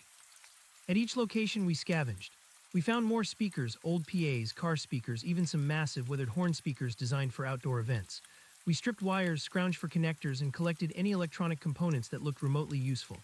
My backpack, once filled with hardware store essentials, was now a jumble of wires, resistors, and capacitors. The Radio Club shack was a particularly rich find. While the main equipment was too complex and damaged to be useful, I discovered a stack of old reel-to-reel tapes labeled with various dates and categories. Local band practice, town hall meeting, Harvest Festival recordings, 1998. A chill ran down my spine. These were actual recordings of the clamor of human life, the very sounds Mark's grandfather had warned about. These are perfect, I breathed, holding up a tape reel. If we can rig up a player, we can broadcast this. This isn't just noise, Mark. This is the sound of Havenwood, the sound of humanity. Mark looked at the tapes, his eyes distant, haunted. Sarah would have been at that festival, he murmured. She loved the square dancing. The thought fueled my determination. This wasn't just a tactical move. This was personal. This was for Sarah, for Havenwood. We returned to the Henderson Creek camp, our makeshift base, with our haul. We had accumulated over a dozen speakers, varying in size and type, enough wires to connect them all, and several spools of heavy-gauge electrical cable. I even found a rusty old reel-to-reel player, and with some careful cleaning and rewiring, managed to get it working, albeit with a noticeable hum and a slightly wobbly playback speed. Our sonic weapon was taking shape. I began wiring the speakers in parallel and series, trying to maximize their combined output and impedance match them to the amplifier. It was painstaking work, made more difficult by the lack of proper tools and the constant threat of discovery. Mark helped, handing me tools, stripping wires, his hands surprisingly nimble despite their size. We need a good location, I mused one evening, staring at the topographic maps. Something high, something that offers a clear line of sight, a place where the sound can travel without obstruction, and somewhere defensible just in case. Mount Cinder, Mark said immediately.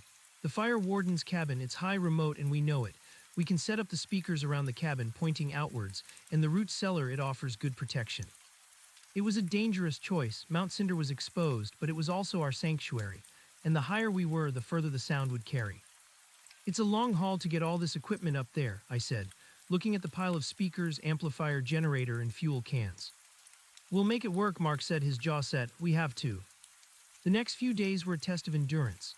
We made multiple trips carrying the heavy equipment up the treacherous mountain trails, step by agonizing step. The generator was the biggest challenge, requiring both of us to shoulder it on a makeshift litter, our muscles screaming with every incline. We rationed our remaining food and water, pushing ourselves to the absolute limit. During these climbs, we maintained constant vigilance. The black objects were still visible in the sky, distant and ominous, sometimes seeming to shift their positions. We saw no green beams, no new plumes of smoke, but the silence remained, a heavy blanket over the entire world. It was a silence that screamed of death and emptiness. Finally, after what felt like an eternity, we had all the equipment at the fire warden's cabin on Mount Cinder. The cabin, once a place of quiet refuge, was now transformed into a makeshift sonic command center. I spent the next day and a half setting up the system. The generator hummed outside, providing power. I ran thick cables from it to the amplifier inside the cabin. Then I painstakingly wired the dozen speakers, carefully placing them on the cabin's roof on large boulders and strapped to sturdy pine trees around the perimeter, facing outwards towards the valley below. I created a crude control panel with various switches and potentiometers scavenged from the Radio Shack, giving me some control over the volume and frequency blend. The reel-to-reel player, nestled precariously on an overturned bucket inside the cabin, was connected to the amplifier. I loaded the first tape, Harvest Festival Recordings, 1998. "Are you ready for this, Mark?" I asked, looking at him, my hand hovering over the play button. We were both standing outside, away from the immediate blast of sound, but close enough to witness its effect. He nodded, his face pale, his eyes wide, as I'll ever be for Sarah. "For Havenwood," I echoed, taking a deep breath. This was it, the moment of truth. I went back inside the cabin, took one last look at the jury-rigged contraption, then pressed play. There was a moment of silence, a tense pause, then a crackle, and then the sound erupted. It started with a low hum, then a distorted, crackling melody from an old-time fiddle. Then laughter, the distant murmur of hundreds of conversations, the joyous shouts of children, the clatter of stalls, the cheerful cries of vendors, the rhythmic stomp of square dancers. It was a tidal wave of human sound, amplified, distorted, but undeniably human. The speakers, designed for smaller venues, groaned under the immense output. The ground beneath my feet vibrated. The very air around the cabin seemed to thrum with the sheer force of the sound. It was loud, beyond loud. It was a physical assault on the senses. I watched Mark's face as the sound washed over us. His eyes were wide with a mixture of terror and fierce pride. This was the noise, our noise. From our vantage point high on Mount Cinder, the sound poured out into the valley, a raw, untamed roar of humanity flung into the silent, alien void. It echoed off the distant peaks, reverberating through the desolate landscape. It was a beacon, a challenge, a desperate cry in the face of oblivion. We stood there for what felt like an eternity, the sound washing over us, pushing us to the edge of what our ears could tolerate. I kept my eyes on the sky, straining to see any reaction, any sign from the black objects. Nothing. The black objects remained as still and silent as ever, distant flecks against the vast blue. The sun continued its descent, casting long shadows across the mountains. The sound of the harvest festival, distorted and raw, continued to blast from the speakers. A cold wave of despair washed over me. It wasn't working. We had risked everything, painstakingly built this insane contraption, dragged it up a mountain, only for it to be utterly ignored. We were just two foolish men making noise in an empty world. "It's not working, Leo," Mark shouted over the din, his voice thick with disappointment. "They don't even care." I clenched my fists, a bitter taste in my mouth. Was it the wrong sound, not loud enough, or were the legends just legends, and these beings were utterly impervious to our pathetic attempts at defiance? "We keep trying," I yelled back, my own voice hoarse. "We have other tapes, different sounds, we'll try them all." I stumbled back into the cabin, my head ringing, and frantically fumbled with the reel-to-reel player. I switched off the Harvest Festival tape, the sudden drop in volume a painful relief, then loaded another. Town Hall Meeting, May 2023. A different cacophony erupted, argumentative voices, the gavel of the mayor, the indignant shouts of citizens, the bureaucratic drone of reports. It was the sound of democracy, of human disagreement, of the messy, vibrant process of self-governance. Again the speakers groaned, the air thrummed. Still nothing. Hours passed, the sun set, casting the valley into a profound, star-dusted darkness. The sounds of human life recorded years ago continued to pour from our mountain stronghold.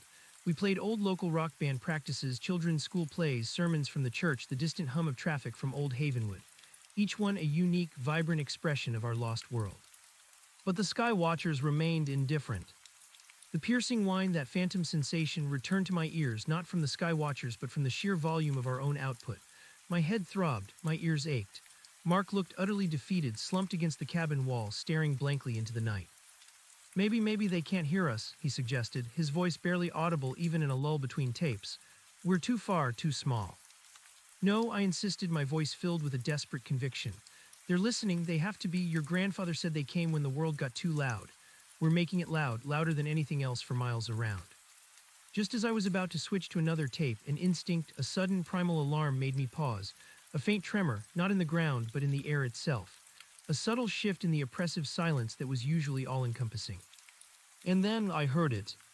A sound so faint it was barely perceptible above our own cacophony. A low-frequency hum, not the deep, earth-shaking vibration from before but something higher, cleaner. A high-pitched, almost infrasonic drone that felt like it was vibrating directly inside my bones. It was the whine, the real whine, faint but growing. My eyes snapped to the sky. Mark, sensing my change, looked up too. And there they were. Not one of the distant black flecks, but one of the colossal objects, now distinctly closer, still impossibly dark against the night sky, but no longer a mere speck. It was a growing void, a looming shadow, moving with a silent, terrifying speed directly towards Mount Cinder. "Mark," I screamed, grabbing his arm, pointing, "look." His head snapped up and his eyes widened in abject horror. "Oh my God, it's coming, it heard us." The high-pitched whine grew louder, sharper, cutting through the blare of our speakers. It wasn't just in my head anymore, it was real, an unbearable screech of absolute power. The very air began to crackle with an unnatural energy. The hairs on my arms stood on end. Panic, cold and absolute, gripped me. We had succeeded, we had attracted their attention, and now it was coming for us. "The cellar," Mark yelled, his voice barely audible over the growing whine. "Get inside, now." He grabbed the reel-to-reel player, pulling it off the bucket, almost dropping it. I didn't hesitate. We scrambled towards the root cellar, yanking open the wooden door, the piercing whine now deafening, vibrating every cell in my body. The speakers outside began to short-circuit, crackling and spitting sparks as the alien energy washed over them. The sounds of human life, frozen on the tape, sputtered and died. I pushed Mark down the crude steps into the cold, dark cellar, then followed, pulling the heavy wooden door shut behind us with a desperate slam. The silence inside the cellar was immediate and profound, a heavy, suffocating blanket after the cacophony. But it was not a true silence. The high-pitched whine still resonated, vibrating through the solid rock walls, penetrating deep into our bones, an unbearable pressure in my skull. It felt like my head was going to explode. We huddled together in the absolute darkness, panting, trembling, our hands clapped over our ears, though it did little to dampen the agonizing sound. The air in the cellar grew cold, musty, thick with the smell of damp earth and our own fear. Then came the impact.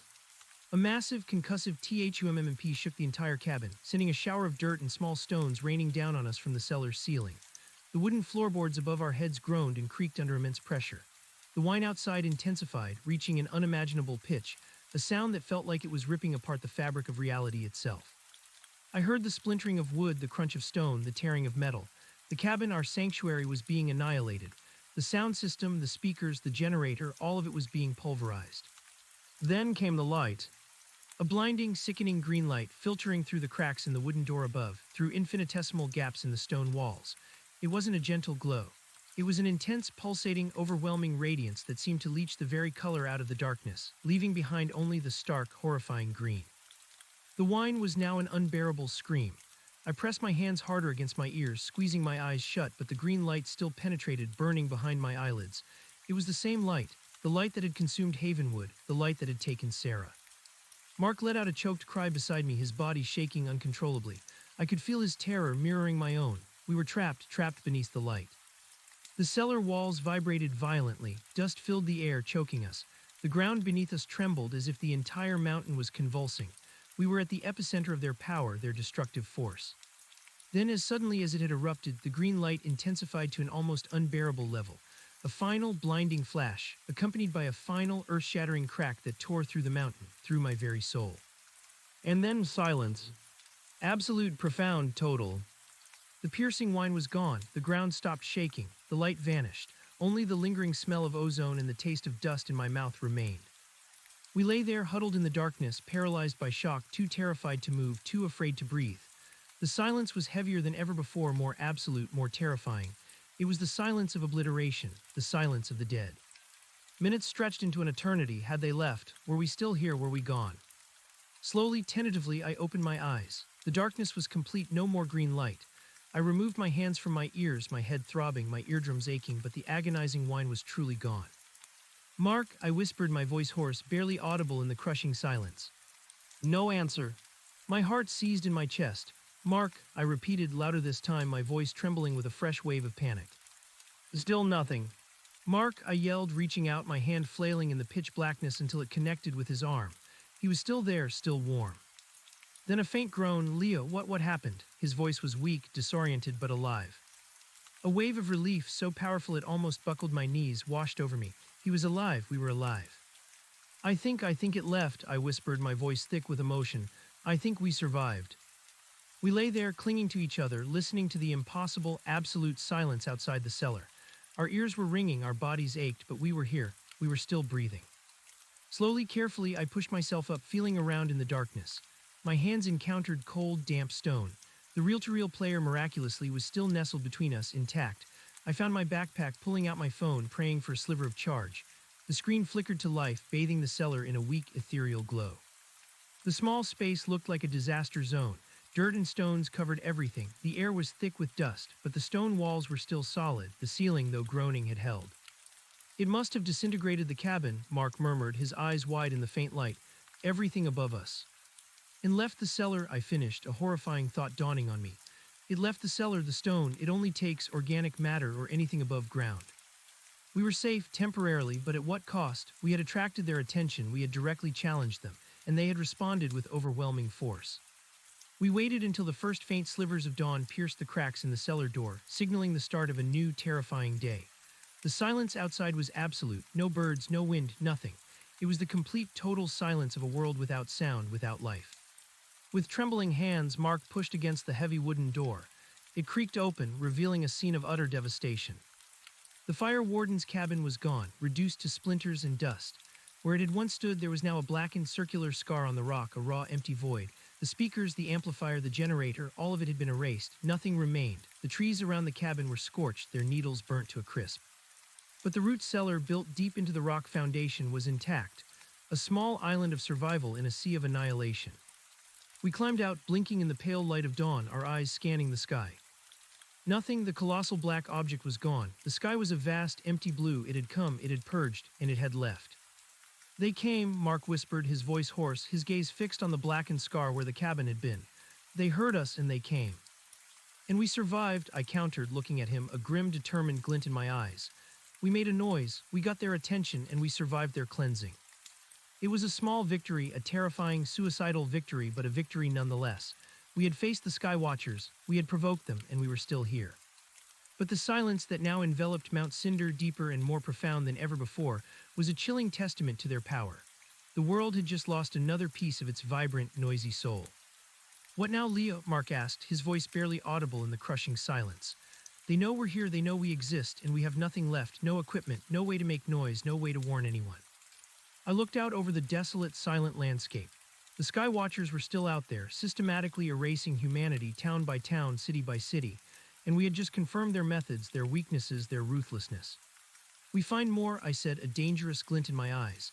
"More equipment, bigger, louder. We find a way to make a noise they can't ignore, a noise they can't silence. We've seen their true nature, Mark. We know their game. Now we have to find a way to fight back." The old reel-to-reel player, still clutched in Mark's hand, was our only remaining piece of equipment, our only link to the lost sounds of humanity. "Where do we go?" Mark asked, his gaze fixed on the silent, empty sky. I thought about the old legend, the Sky Watchers, the cleansing, and I thought about the sheer, overwhelming power they had displayed. Our small, defiant act had provoked a direct, terrifying response, but it had also given us information, a glimpse into their method. "We go lower," I said, a new desperate plan forming. "To the next valley, the one with the old mining town, Blackwood. It's got deep mines, tunnels, and maybe even some old explosives or more abandoned equipment. We need to go deeper underground. And then we need to find a way to make a sound so vast, so disruptive, it shakes their world, not just ours." Mark stared at me, his eyes wide. Blackwood was a dangerous, crumbling ghost town rumored to be unstable and filled with ancient, forgotten machinery, but it also offered something vital, cover, and potential. "Underground," he mused, a flicker of understanding in his eyes. "Where they can't reach, where the sound might reverberate, amplify." "Exactly," I affirmed, my voice filled with a grim new resolve. "We make a sound from beneath them, a seismic shockwave, a noise that doesn't just travel through the air but through the very earth they stand upon. We make the ground sing or scream. And then maybe, just maybe, we give them a taste of their own silence." We turned our backs on the charred remains of the cabin, on the mountain peak that had almost become our tomb, and began our descent. Our bodies were battered, our minds scarred, but a new, desperate resolve burned within us. We were no longer just running, we were planning. We were preparing for a new kind of war, a war of sound and silence, a war for the fate of what remained of the world. The descent from Mount Cinder was a brutal mirror to our climb. Every step jarred our exhausted bodies, our minds still reeling from the devastating attack. The silence, once a protective blanket, now felt like a heavy shroud, a constant reminder of the Sky Watchers' casual, terrifying power. We were walking through a freshly made tomb, the world stripped of its vibrancy, its sound. Mark, still clutching the old reel-to-reel player like a sacred artifact, moved with a grim, mechanical efficiency. His face was etched with a profound weariness, but his eyes held a glint of defiance that matched my own. We were bruised, battered, and stripped of almost everything, but we were alive, and we had a new, desperate plan. Blackwood, the name itself, felt ominous. An old mining town nestled deep in the next valley over, rumored to be crumbling, forgotten, and riddled with unstable tunnels. But it offered what we desperately needed: cover, depth, and the potential for a new, more powerful weapon. "It's going to be rough," Mark warned as we picked our way down a treacherous, scree-covered slope. Blackwood was never a pretty place, even when it was running. Lots of old shafts, unstable ground, and no one's been there in decades. "Good," I replied, my voice hoarse. "Less chance of anyone finding us, or of anything else finding us." The anything else hung unspoken in the air, the Sky Watchers, whose gaze we had just so provocatively invited. We rationed our last energy bar, chewing slowly, letting the meager calories fuel our straining muscles. The spring on Mount Cinder had been a lifeline, but now we needed to find a new water source. The maps I'd salvaged from the repeater station were our only guide, detailing the contour lines and potential water routes. The deeper we descended into the new valley, the more the forest grew dense, the trees older and more imposing. Sunlight struggled to penetrate the thick canopy, creating a perpetually twilight world. The air grew heavier, thick with the scent of damp earth and decaying vegetation. It was a primeval, almost oppressive atmosphere, but it also offered a sense of concealment, a slight easing of the constant paranoia that had become our shadow. By late afternoon, after hours of relentless hiking, we began to see the first signs of Blackwood. Not the town itself, but the scars it had left on the landscape. Jagged piles of slag, black and oily, rose like ancient burial mounds. The faint metallic tang of iron ore hung in the air, a ghost of the town's industrious past. The ground beneath our feet became uneven, pockmarked with sinkholes and half-collapsed prospecting pits, hidden beneath thick undergrowth. "Careful now," Mark cautioned, his voice low. "Watch your steps, some of these holes go deep, and there could be old equipment, rusty spikes, anything." We moved even more cautiously, our eyes scanning not just the ground, but also the distant, high ridges for any glimpse of the sky. The immediate canopy was too thick to see the Sky Watchers, a double-edged sword, relief from surveillance, but also a blindness to impending doom. As we rounded a bend in a long-forgotten logging road, the first structures of Blackwood came into view. They were not buildings so much as skeletal remains. Crumbling wooden shacks, their roofs long collapsed, leaned precariously. A massive rusted ore processing plant, a towering skeleton of steel and corrugated iron, dominated the scene, its conveyor belts frozen in midair, like the fossilized remains of some metallic beast. A profound sense of desolation hung over Blackwood. It was a monument to human ambition, now consumed by nature and time, and the silence here was different. It wasn't the pristine, terrifying silence of the high mountains, but a heavy, almost dead silence, thick with the echoes of lost industry and forgotten lives. "No sign of anything fresh," Mark whispered, his gaze sweeping the scene. "No other survivors, no fires." I nodded, my heart thumping. The place felt utterly abandoned, a perfect, albeit dangerous, hideout. "Let's find the main mine shaft and a place to set up a base." Our immediate priority was water. Mark, remembering old prospector maps from his childhood, led us to a narrow gulch where a trickle of pure, icy water seeped from a rock face, pooling into a small, moss-lined basin. We drank deeply, the cold water a momentary balm for our raw throats and parched bodies. Next shelter, we found a relatively intact building, a former assay office, its stone foundation surprisingly sturdy, its roof mostly intact. We cleared out the debris, old ledgers, rusted tools, rat droppings, and fortified the windows with loose planks and rocks. It wasn't much, but it was dry, and it offered a measure of protection from the elements, and hopefully from anything else that might lurk in the ghost town. As dusk settled, casting long, eerie shadows across the ruined landscape, we huddled inside, the reel-to-reel player our silent companion. We shared the last of our scavenged berries, the silence broken only by our own labored breathing. "All right, Leo," Mark said, breaking the silence. "We're here, now how do we make the earth scream?" I unrolled one of the salvaged topographic maps, spreading it on the dusty floor. "We need to find a deep, stable mine shaft, one that goes down not just horizontally, and ideally one that connects to a larger network of tunnels or a natural cavern. The more enclosed the space, the better the sound will resonate. And we need power," he added. "A generator and explosives or something to simulate a seismic shock." "Exactly," I confirmed. "We're not just making noise into the air, we're making noise into the ground. We need a focused, low-frequency vibration, something that travels through rock and earth, not just air.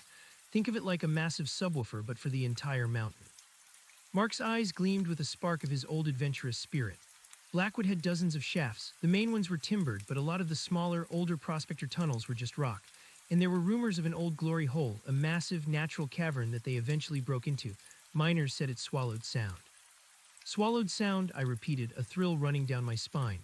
"Or if we reverse it, perhaps it can amplify sound from within. That's our target, a place where we can generate a seismic shockwave." The next morning, we began our dangerous reconnaissance. Armed with flashlights, our pocket knives, and an intense sense of purpose, we began to explore Blackwood's skeletal remains. We started with the main ore processing plant, hoping to find any large, salvageable equipment or a generator. The plant was a dangerous maze of rusted steel and collapsed catwalks. Every step was a risk, every creak of metal a potential collapse. Inside, amidst the decaying machinery, we found a cavernous dynamo room. And there, surprisingly intact despite the decades of neglect, stood a massive, diesel-powered generator, far larger than the one we'd found at Henderson Creek. It was coated in dust and grime, but its sheer size suggested immense power. "This is it," I breathed, running my hand over the cold metal. "This could power a small town or shake a mountain." Mark, ever practical, began inspecting it. "Looks like it's been sitting for a long time, might be seized, but the fuel tank looks intact, and there might be residual fuel in the lines." While he worked on the generator, I scoured the rest of the plant. I found heavy-duty industrial speakers designed to broadcast announcements over the din of the machinery. They were massive, cone-shaped beasts encased in thick metal, perfect. I also found spools of heavy-gauge electrical cable, stronger and better insulated than anything we'd previously used. This was a goldmine of equipment. The real challenge lay ahead, the mines. Blackwood was famous for its labyrinthine network of tunnels. We needed to find the glory hole Mark had mentioned, a natural cavern deep within the earth. "We need a map or something," I said, looking at the complex system of shafts and adits leading into the mountainside. Mark pointed to a small, fortified building near the main mine entrance. "The mine manager's office. There might be old schematics there. My dad used to talk about them." The manager's office was more intact than the other buildings. Inside, amid scattered papers and a desk slowly being reclaimed by mold, we found it, a rolled-up, brittle schematic, yellowed with age but still legible. It detailed the complex network of shafts, crosscuts, and drifts, marking ventilation systems, underground water sources, and geological features. And there, prominently marked with a shaky, handwritten circle, was Glory Hole Natural Cavern. It was located deep within the mountain, accessible by a main shaft that descended hundreds of feet before branching into several lateral tunnels. The schematic even indicated an old explosive storage depot, marked with a skull and crossbones, deep within a disused side tunnel. Explosives, I murmured, a chilling thought. If we can't make enough sound with speakers, perhaps we can use controlled detonations, a series of small blasts timed to create a resonant shockwave. That's playing with fire, Leo, Mark said, his voice hesitant. Mining explosives are no joke. One wrong move and we'd bring the whole mountain down on ourselves. We're already playing with fire, Mark, I reminded him, gesturing to the silent, empty sky outside. What choice do we have? The schematic also revealed another crucial detail. The mine had its own independent power grid, drawing from the central generator and distributing power via heavy cables to various deep mine machinery. If we could get the main generator running, we might have power deep underground. The next few days were a blur of intense, dangerous work. We hauled the massive industrial speakers and the heavy-gauge cables to the main mine entrance. Mark, with his innate understanding of mechanics, managed to coax the main generator back to life. It roared to life with a deafening rumble that echoed through the valley, a raw mechanical challenge to the pervasive silence. We quickly muffled it with scavenged sound-deadening material from the plant, hoping to contain its noise. With power restored to the old grid, the mine itself felt less like a tomb. We found old headlamps, still miraculously working, illuminating our path into the earth. The air, though damp and heavy, was breathable thanks to the dormant ventilation shafts. The main shaft was a gaping maw, descending into pitch blackness. We took turns rappelling down the rickety old service elevator, our hearts pounding, a healthy fear of the dark and the unknown churning in our stomachs. The elevator groaned and swayed, creaking with every foot of descent, but it held. Finally, we reached the first level, a long, horizontal tunnel. The air here was colder, the silence absolute save for the drip of water and our own hushed footsteps. We followed the schematic, navigating the labyrinthine passages, our headlamps cutting through the oppressive darkness. The mine was a chilling place. The walls, rough-hewn stone and timber, seemed to breathe around us. Strange, guttural sounds occasionally echoed from deeper within, dripping water, shifting earth, perhaps even the scurrying of unseen creatures. Each sound made us jump, our nerves frayed, our minds on constant alert. This was a different kind of danger than the Sky Watchers, a more tangible, primal threat. We came across collapsed sections, piles of rubble that blocked certain tunnels, forcing us to find alternative routes. We carefully navigated around old, abandoned mining carts, their wheels rusted solid, and strange, archaic drilling machines left behind like forgotten skeletons. This place gives me the creeps, Mark whispered, his voice tight as we squeezed through a narrow, unstable-looking passage. It feels like it's alive and watching us. Just focus on the map, I replied, trying to keep my own rising anxiety in check. We're looking for the glory hole and the explosives cache. It was while we were exploring a particularly deep and forgotten crosscut, marked with a warning sign about unstable ground, that we encountered something unexpected. A faint, acrid smell like burnt ozone mixed with something organic permeated the air. And then a sound, not the drip of water or the shift of rock, but a rhythmic, scratching noise coming from deeper within the tunnel. We froze, our headlamps cutting through the darkness. What was that? Mark whispered, his hand going to his knife. The scratching continued, louder now, accompanied by a low, guttural growl.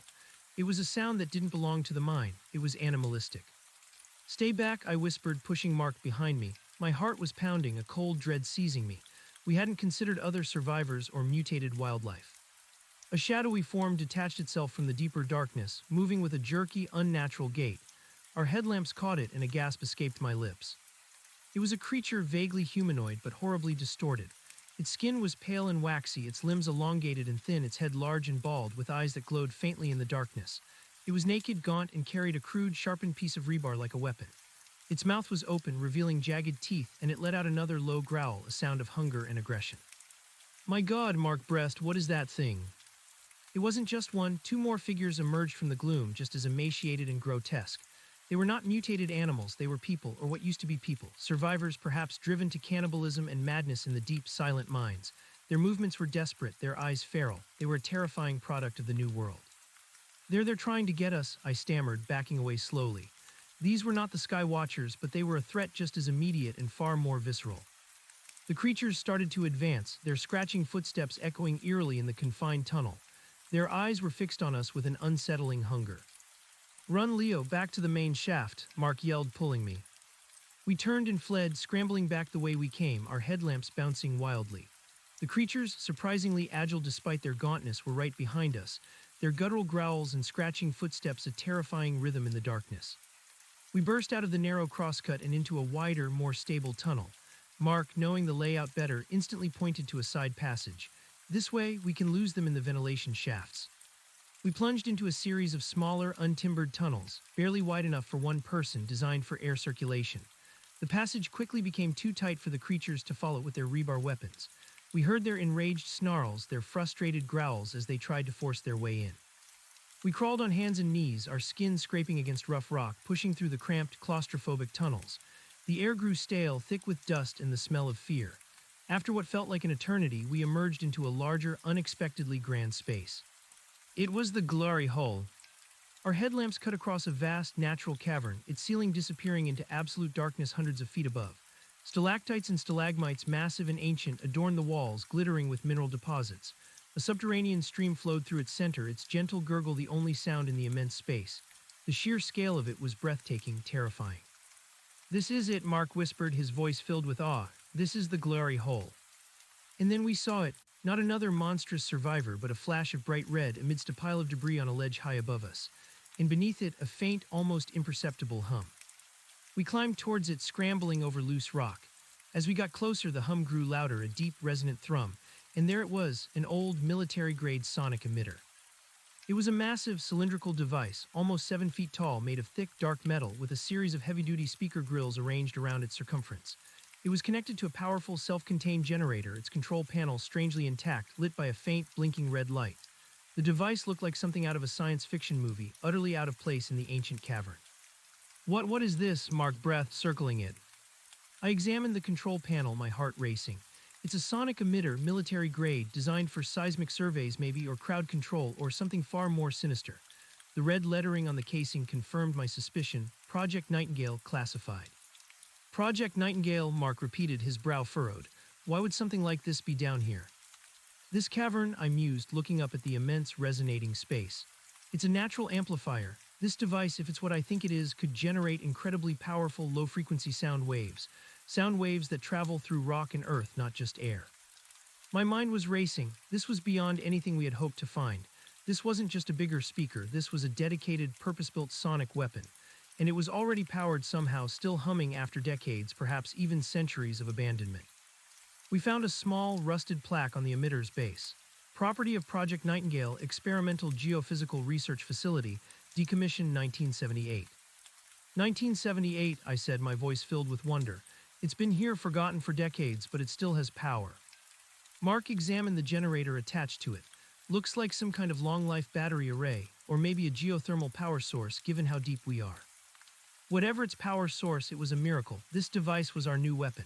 It was designed to do exactly what we needed, make the earth sing or scream. But it wasn't just the emitter.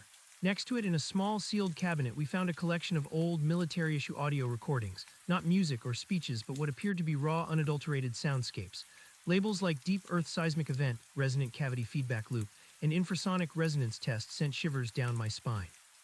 And then one particular tape caught my eye, Bioresponse Inducer Frequency Signature. Bioresponse Inducer, I whispered, pulling out the tape. This could be it, Mark.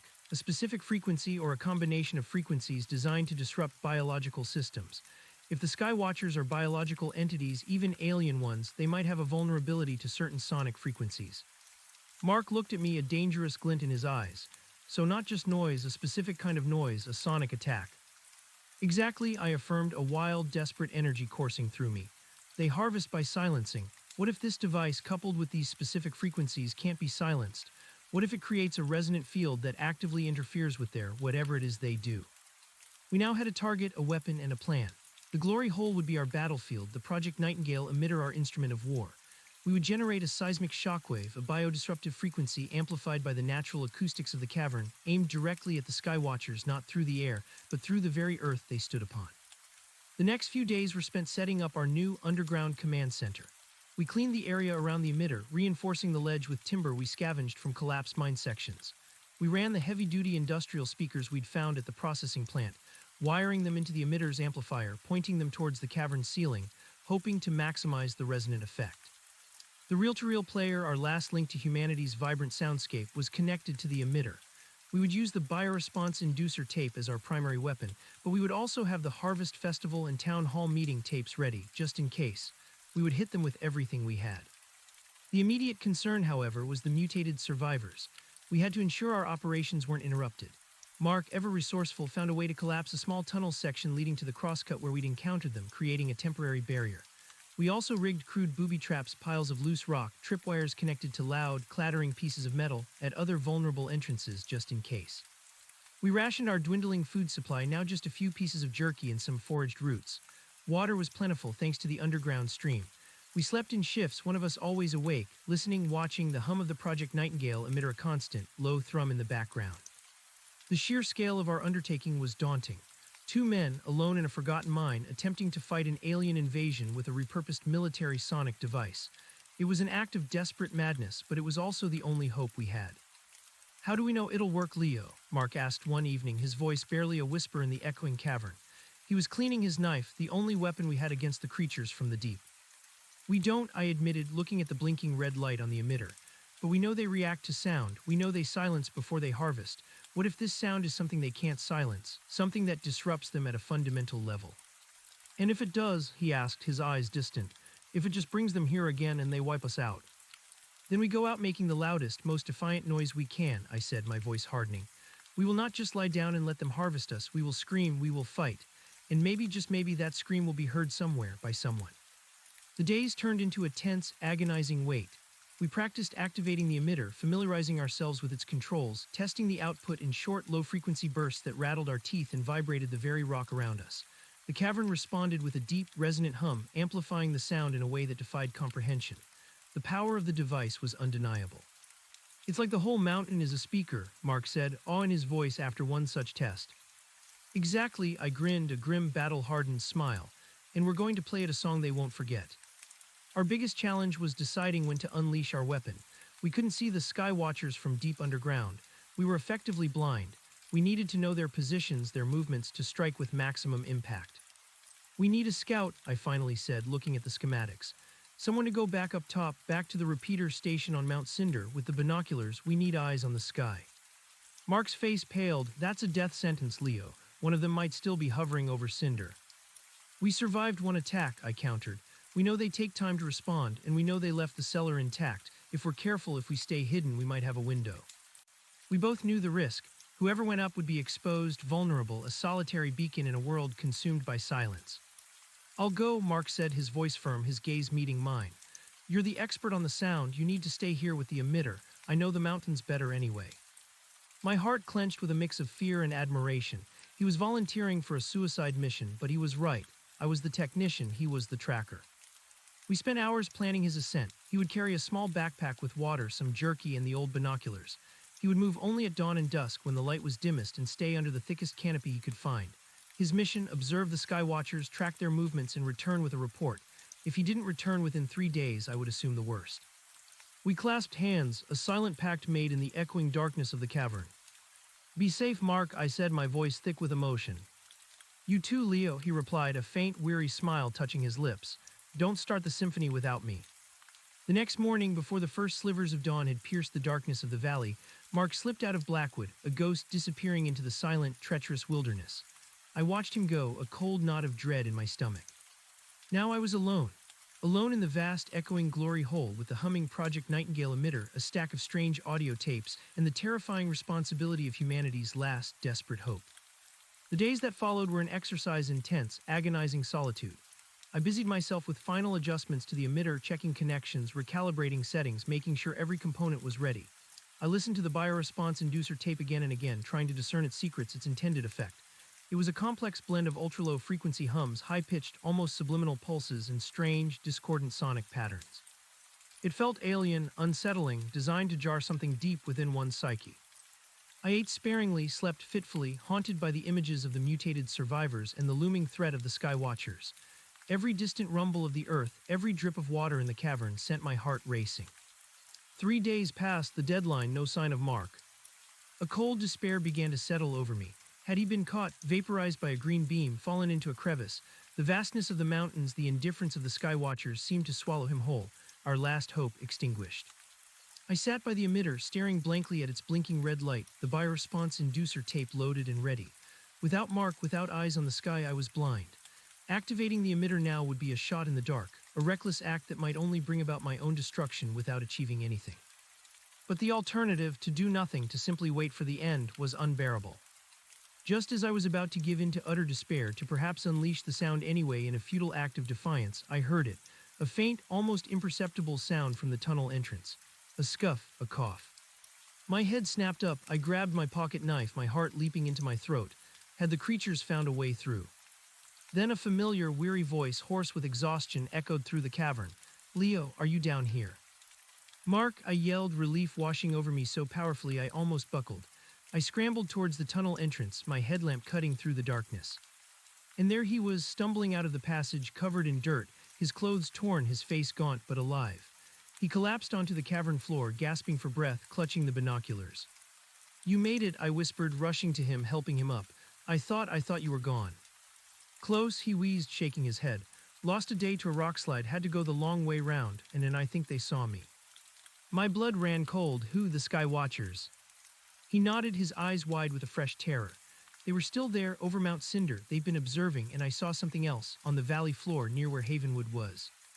"What was it?" I asked, my voice barely a whisper. They're building something," he said, his voice raspy. "Some kind of structure near the scar. It's huge, black, and it pulses with a faint green light." Building something, a structure near the remains of Havenwood. This was a new, terrifying development. They weren't just harvesting, they were establishing a presence. "And the Sky Watchers," I pressed, "their movements." He struggled to regain his breath, then spoke, his voice filled with urgency. "They're congregating. The ones I saw over Havenwood, they're moving towards that structure, and more are coming in from the north and south, like they're gathering for something big." Congregating, gathering, building. This wasn't just a random culling anymore. This was a systematic operation moving into a new phase. We had attracted their attention, but now they were focusing their power, possibly preparing for an even larger harvest. "When?" I asked, my gaze fixed on the emitter. "Tomorrow," he said, his eyes meeting mine, filled with a grim certainty. "At dawn, the structure, it's almost complete. I saw the green light pulsing in a steady rhythm now. I think it's a beacon or a staging area. They're coming, all of them, and they'll be directly over the valley." Tomorrow at dawn, our window was closing. Our chance to strike was now. I looked at the Project Nightingale emitter humming softly in the vast cavern. I looked at the reel-to-reel player loaded with the bioresponse inducer tape. And I looked at Mark, bruised, exhausted, but resolute. "All right, Mark," I said, my voice firm, a new resolve hardening in my chest. "You got the information, now get some rest. We'll need every ounce of energy we have, because tomorrow at dawn we're going to make some noise, a noise they can't ignore, a noise that echoes through the earth and shakes their very foundation." He nodded, a grim smile touching his lips. He was ready, I was ready. We spent the rest of the night in tense preparation, eating our last scraps of food, checking every connection on the emitter, making sure the generator was fully primed. We spoke little, our minds focused on the impending confrontation. As the first faint light of dawn began to paint the distant peaks, filtering down into the Blackwood Valley, we stood ready by the emitter deep within the glory hole. Mark, rejuvenated by a few hours of uneasy sleep, stood beside me, his hand on the reel-to-reel player, waiting for my signal. This was it, the moment of truth, our last stand. I took a deep breath, the cold, damp air of the cavern filling my lungs. I looked at Mark, whose eyes were fixed on the control panel, grim and determined. "Ready?" I asked, my voice barely a whisper. He nodded, a single, decisive movement. I reached out, my finger hovering over the activation switch of the Project Nightingale emitter. The colossal machine pulsed with a silent, contained power. "For Sarah," I whispered. "For Havenwood," Mark replied, his voice firm. With a final, desperate surge of defiance, I slammed my hand down on the switch. A low, guttural thrum vibrated through the very bedrock of the glory hole. It wasn't just a sound, it was a physical force, a deep, resonant pulse that rattled my bones and sent a shockwave through the cavern. The colossal Project Nightingale emitter, ancient and dark, sprang to life with an almost malevolent energy. Its surface shimmered, and a series of deep, bass-heavy speaker grills, previously inert, began to glow with an internal, throbbing red light, pulsing in sync with the seismic beat. The sound swelled, a monstrous wave of infrasonic energy that pressed in on us from all sides. It was so low, so fundamental that it was felt more than heard. My stomach lurched, my internal organs seemed to vibrate independently, and a powerful sense of disorientation washed over me. The air itself grew dense, thick with vibrating energy, making it hard to breathe. Dust rained down from the cavern's ceiling, a fine silt coating everything. Small stones, loosened by the immense resonance, clattered down the walls. Mark, bracing himself against the emitter's casing, gripped the reel-to-reel player tightly. His face, illuminated by the pulsing red glow, was a mask of grim determination and barely contained terror. He looked at me, his eyes wide, and gave a shaky nod. This was it. The bioresponse inducer tape, our desperate gamble, began to play. The raw, complex frequencies layered themselves over the infrasonic thrum, adding a new dimension to the sonic assault. I could hear now high-pitched, almost subliminal pulses cutting through the deep vibration, a strange, discordant melody designed, I hoped, to tear at the very fabric of whatever alien biology powered the Sky Watchers. It was a sound that felt wrong, unnatural, like the tearing of something vital. The combined effect was agonizing. My teeth ached, my head pounded, and a searing pain shot through my ears far beyond the whine of the Sky Watchers. This was our weapon, and it was a weapon that punished its wielders as much as its targets. "Keep it steady," I yelled over the deafening, bone-shaking roar, my voice a raw croak. I clutched the control panel, monitoring the emitter's output, watching the needles climb into the red, pushing the ancient device to its absolute limit. The entire cavern was a gigantic resonating chamber, amplifying the sound, focusing it, driving it deep into the earth. The very mountain was groaning under the assault, trembling around us. We held our breath, our eyes scanning the cavern's ceiling, though we knew there was nothing to see. The real battle was happening unseen, hundreds of feet above us, and miles away, where the seismic waves would travel through the earth, directly towards the Sky Watchers and their newly built structure. Minutes stretched into an eternity. Each pulse of the emitter was a hammer blow to our minds and bodies. I felt like I was being shaken apart, every cell in my body vibrating in protest. Mark's knuckles were white as he clutched the reel-to-reel player, his eyes squeezed shut against the discomfort. We had to endure this. We had to trust that this agonizing noise, this directed sonic attack, would do what our previous attempt could not. It had to penetrate their defenses, disrupt their calm, and force a reaction. Then a new sensation, a distant, subtle tremor in the ground beneath our feet, distinct from the emitter's vibrations. It was a returning tremor, an echo, as if something out there was responding to our assault, or perhaps something was shifting. Mark's eyes flew open, meeting mine. A flicker of hope, raw and desperate, mingled with the terror in his gaze. He felt it too. Did you feel that?" he shouted, his voice barely audible. I nodded, gripping the controls tighter. "Keep it going, don't stop." The emitter continued its ear-splitting, earth-shaking work. The red lights pulsed like a demonic heart, and the bioresponse inducer tape hissed in word, faithfully broadcasting its alien, unsettling frequencies. The very air around us crackled, heavy with ozone, a faint electric smell permeating the damp, cool air of the cavern. We were in the eye of a sonic storm, creating a weapon of pure, focused energy. Another tremor, stronger this time. It wasn't a natural earthquake. It was too rhythmic, too distinct. It felt like something immense was moving on the surface, directly responding to our challenge. The thought sent a surge of adrenaline through me, momentarily overriding the physical discomfort. We had their attention again, but this time we hoped in a way they couldn't simply ignore. "They're moving, Leo," Mark yelled, pointing upward, though there was nothing but rock. "I feel it, they're reacting." A grim smile touched my lips. "Good, let them feel what it's like to have their world shaken." We continued the sonic assault, pushing the emitter to its absolute limit for what felt like an hour. The physical strain was immense. My head felt like it was going to split open, my ears screamed with phantom ringing, and a constant, nauseating vibration churned in my stomach. Mark looked equally battered, his face pale and clammy, but his grip on the reel-to-reel player remained firm. We were both operating on pure adrenaline and a desperate, burning defiance. Finally, after what felt like an eternity, I could no longer maintain the output. The emitter itself was groaning, emitting faint smells of overheating circuits. We were pushing it too hard, risking total failure. "All right, Mark," I yelled, "prepare to switch off. We need a break. Let's see what we've done." He nodded, already reaching for the stop button on the reel-to-reel. I took one last look at the furiously pulsing red lights, then, with a heavy heart, slammed my hand down on the power-off switch for the Project Nightingale emitter. The silence that followed was not the blessed relief I expected. Instead, it was a painful, absolute void, a vacuum that sucked the air from my lungs. My ears, accustomed to the roaring vibration, now screamed with a high-pitched internal ringing. My body felt light, disoriented, as if I had just stepped off a violently rocking ship. Dusk continued to settle, and the cavern felt unnaturally still, almost hollowed out by the immense noise it had just contained. We stood there, panting, trying to regain our composure, our minds reeling from the sensory overload. The smell of ozone still hung heavy in the air. "Anything?" Mark whispered, his voice hoarse, rubbing his ears. We waited, straining our senses, trying to discern anything in the profound silence. No returning tremors, no distant rumbles, nothing. The immense alien silence of the post-apocalyptic world had simply reasserted itself, thicker and heavier than ever. A cold wave of despair washed over me. Had it been for nothing? Had we just risked everything, endured this agonizing assault, only for them to ignore us again? The thought was soul-crushing. I don't hear anything," I admitted, my voice heavy with disappointment. Maybe it wasn't enough. Maybe they're impervious to this too."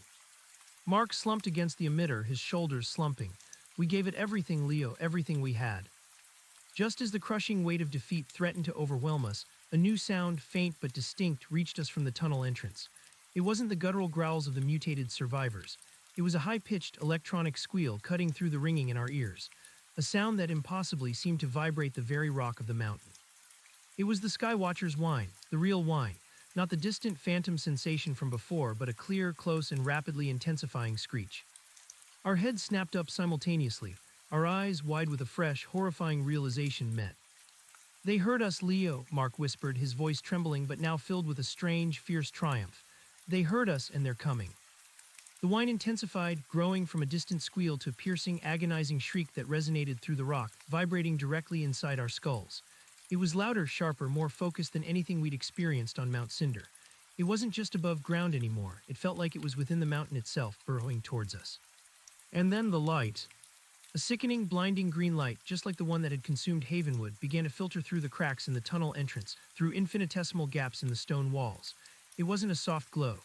It was an intense, pulsating, overwhelming radiance that seemed to leach the very color out of the darkness, painting the cavern in a horrifying, ethereal green.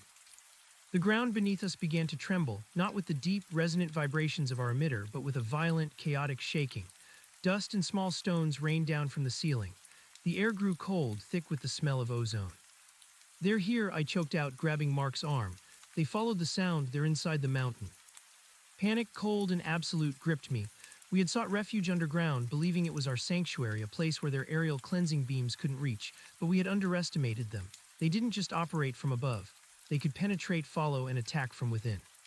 The green light intensified, now blazing through the entire tunnel entrance, casting monstrous, distorted shadows that writhed on the cavern walls. The whine was an unbearable scream, tearing at the fabric of our minds. It felt like my head was going to explode. "The emitter, Leo," Mark yelled, his voice barely audible over the din, pointing frantically at the massive machine. "The bioresponse inducer, turn it back on, hit them with everything." It was a desperate, suicidal impulse, but it was our only chance, to fight fire with fire, to counter their sonic assault with our own. I scrambled back to the control panel, my hands shaking, my mind reeling. The emitter, thankfully, was still primed, its power cells humming faintly. With a surge of renewed defiance, I slammed my hand back on the activation switch. The cavern erupted once more. The low, guttural thrum of the Project Nightingale emitter, coupled with the piercing, alien frequencies of the bioresponse inducer tape, roared back to life, meeting the Skywatcher's whine head-on. The sound was no longer just a weapon. It was a shield, a sonic barrier against their devastating power. The clash of energies was immediate and devastating.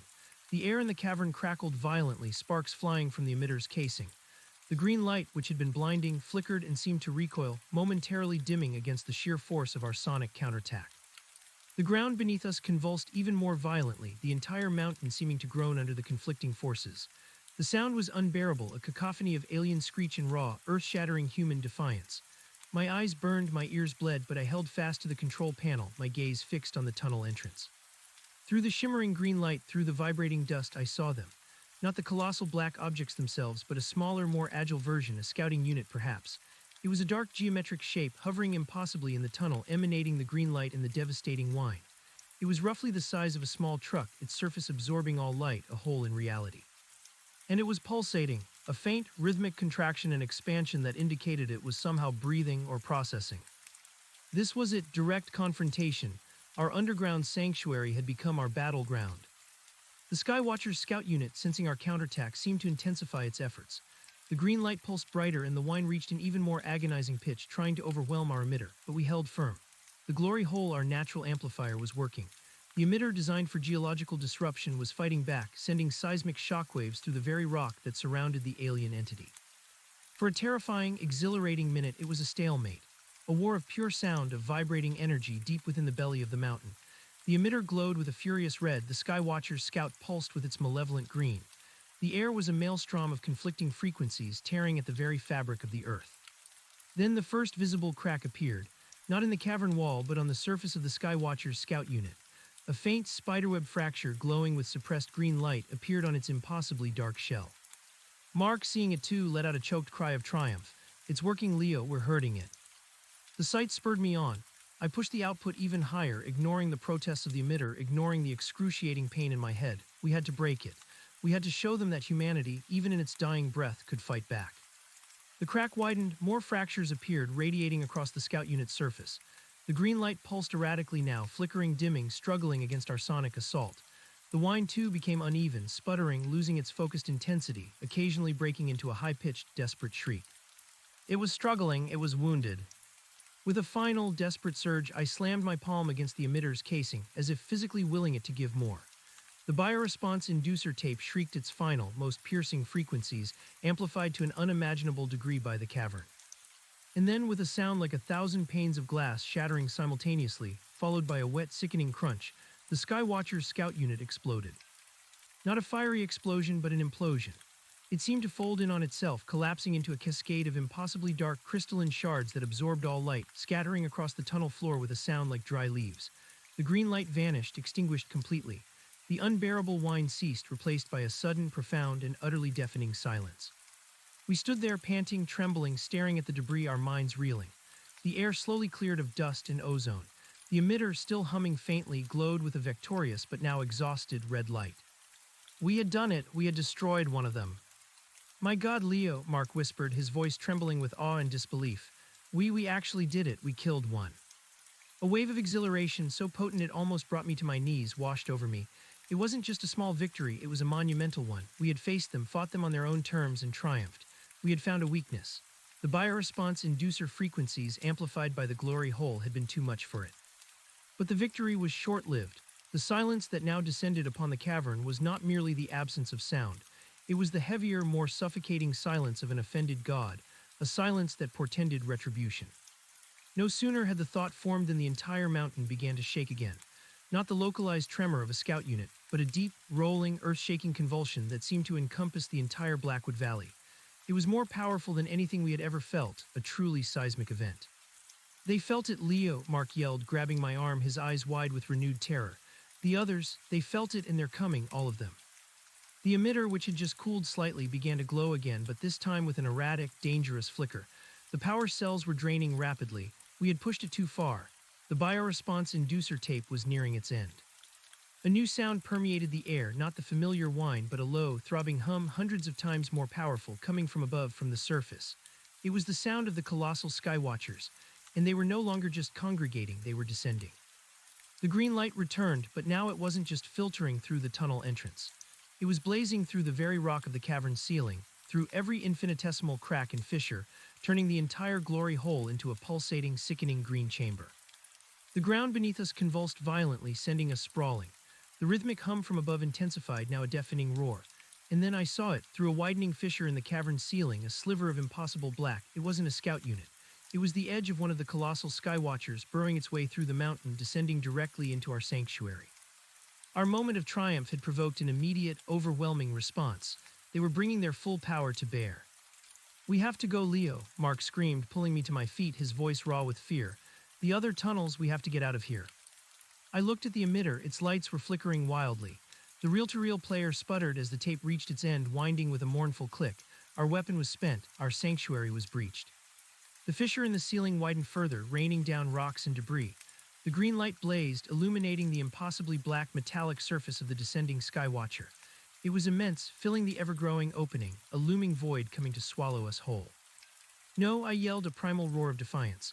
"We don't run, we hit them again, we make them pay for this." My mind, fueled by adrenaline and a desperate rage, raced. The bioresponse inducer tape was finished, but we had other tapes: the Harvest Festival, the Town Hall meeting, raw, unadulterated human noise. "Mark, the Harvest Festival tape," I screamed, pointing to the stack of tapes. "Load it, we'll give them everything we have left." Mark, seeing the desperation and defiance in my eyes, didn't hesitate.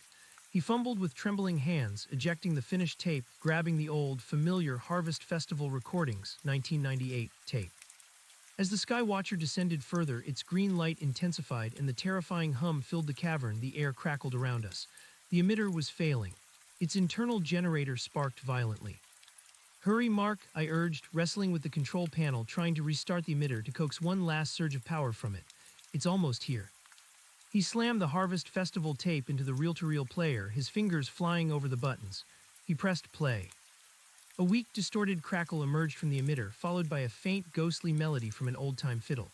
Then laughter, the distant murmur of hundreds of conversations, the joyous shouts of children, all of it feeble, struggling, fighting against the overwhelming power of the descending Skywatcher. The emitter, dying, could only manage a fraction of its power. The sound of Havenwood, the vibrant memory of our lost world, was barely a whisper against the roar of the alien invasion. It was a pathetic, last gasp defiance. The colossal skywatcher continued its descent, its impossibly black surface filling the cavern, blotting out the very rock. The green light was blinding, consuming everything. Its rhythmic hum grew into a deafening roar, shaking the entire mountain apart. "It's no good, Leo," Mark yelled, his voice cracking with despair. "It's too powerful, the emitter's dying." He was right, the emitter sputtered, the red lights flickered and died. The reel-to-reel player, powered by the same dying energy source, went silent. The sound of Havenwood, our last defiant cry, was extinguished. And then the overwhelming green light encompassed us. It wasn't just filtering anymore, it was pouring into the cavern from every angle, an intense, pulsating, suffocating radiance. The rhythmic hum of the Skywatcher filled the space, vibrating through our very cells. We braced ourselves, closing our eyes, expecting the crushing impact, the obliteration. This was it, the end. But the impact never came. Instead, the hum intensified to an unbearable pitch, a sound that resonated directly inside my skull, vibrating my teeth, my bones. The green light blazed, scorching my eyelids even through my clenched eyes. I could feel an immense pressure, as if I was being crushed, squeezed, pulled apart. Then a sensation unlike anything I had ever experienced. It was as if my very being, my consciousness, was being stretched, attenuated, pulled into an infinite, dimensionless point. My body felt insubstantial, ephemeral. The pain in my head was beyond anything imaginable, a white-hot agony that threatened to shatter my mind. And then silence. Absolute, profound, total. The green light vanished, the hum ceased, the pressure vanished. Only the ringing in my ears and a profound, dizzying sense of disorientation remained. Slowly, tentatively, I opened my eyes. I was standing in a vast, empty void. The glory hole was gone, the emitter, Mark, everything, only me. The space was not dark, it was not light. It was a color I had never seen, a profound, dimensionless gray that seemed to absorb all perception, all meaning. There was no up, no down, no forward, no back. Only an infinite, silent expanse.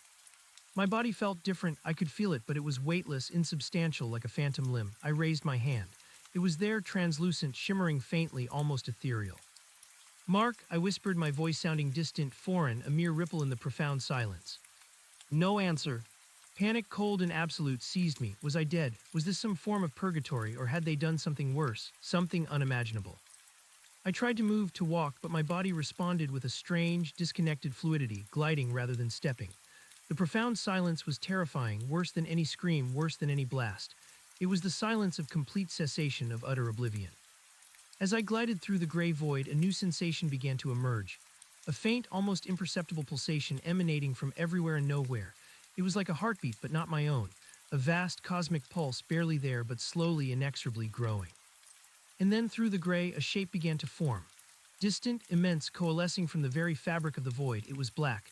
Impossibly black, absorbing the strange gray, growing larger, more defined.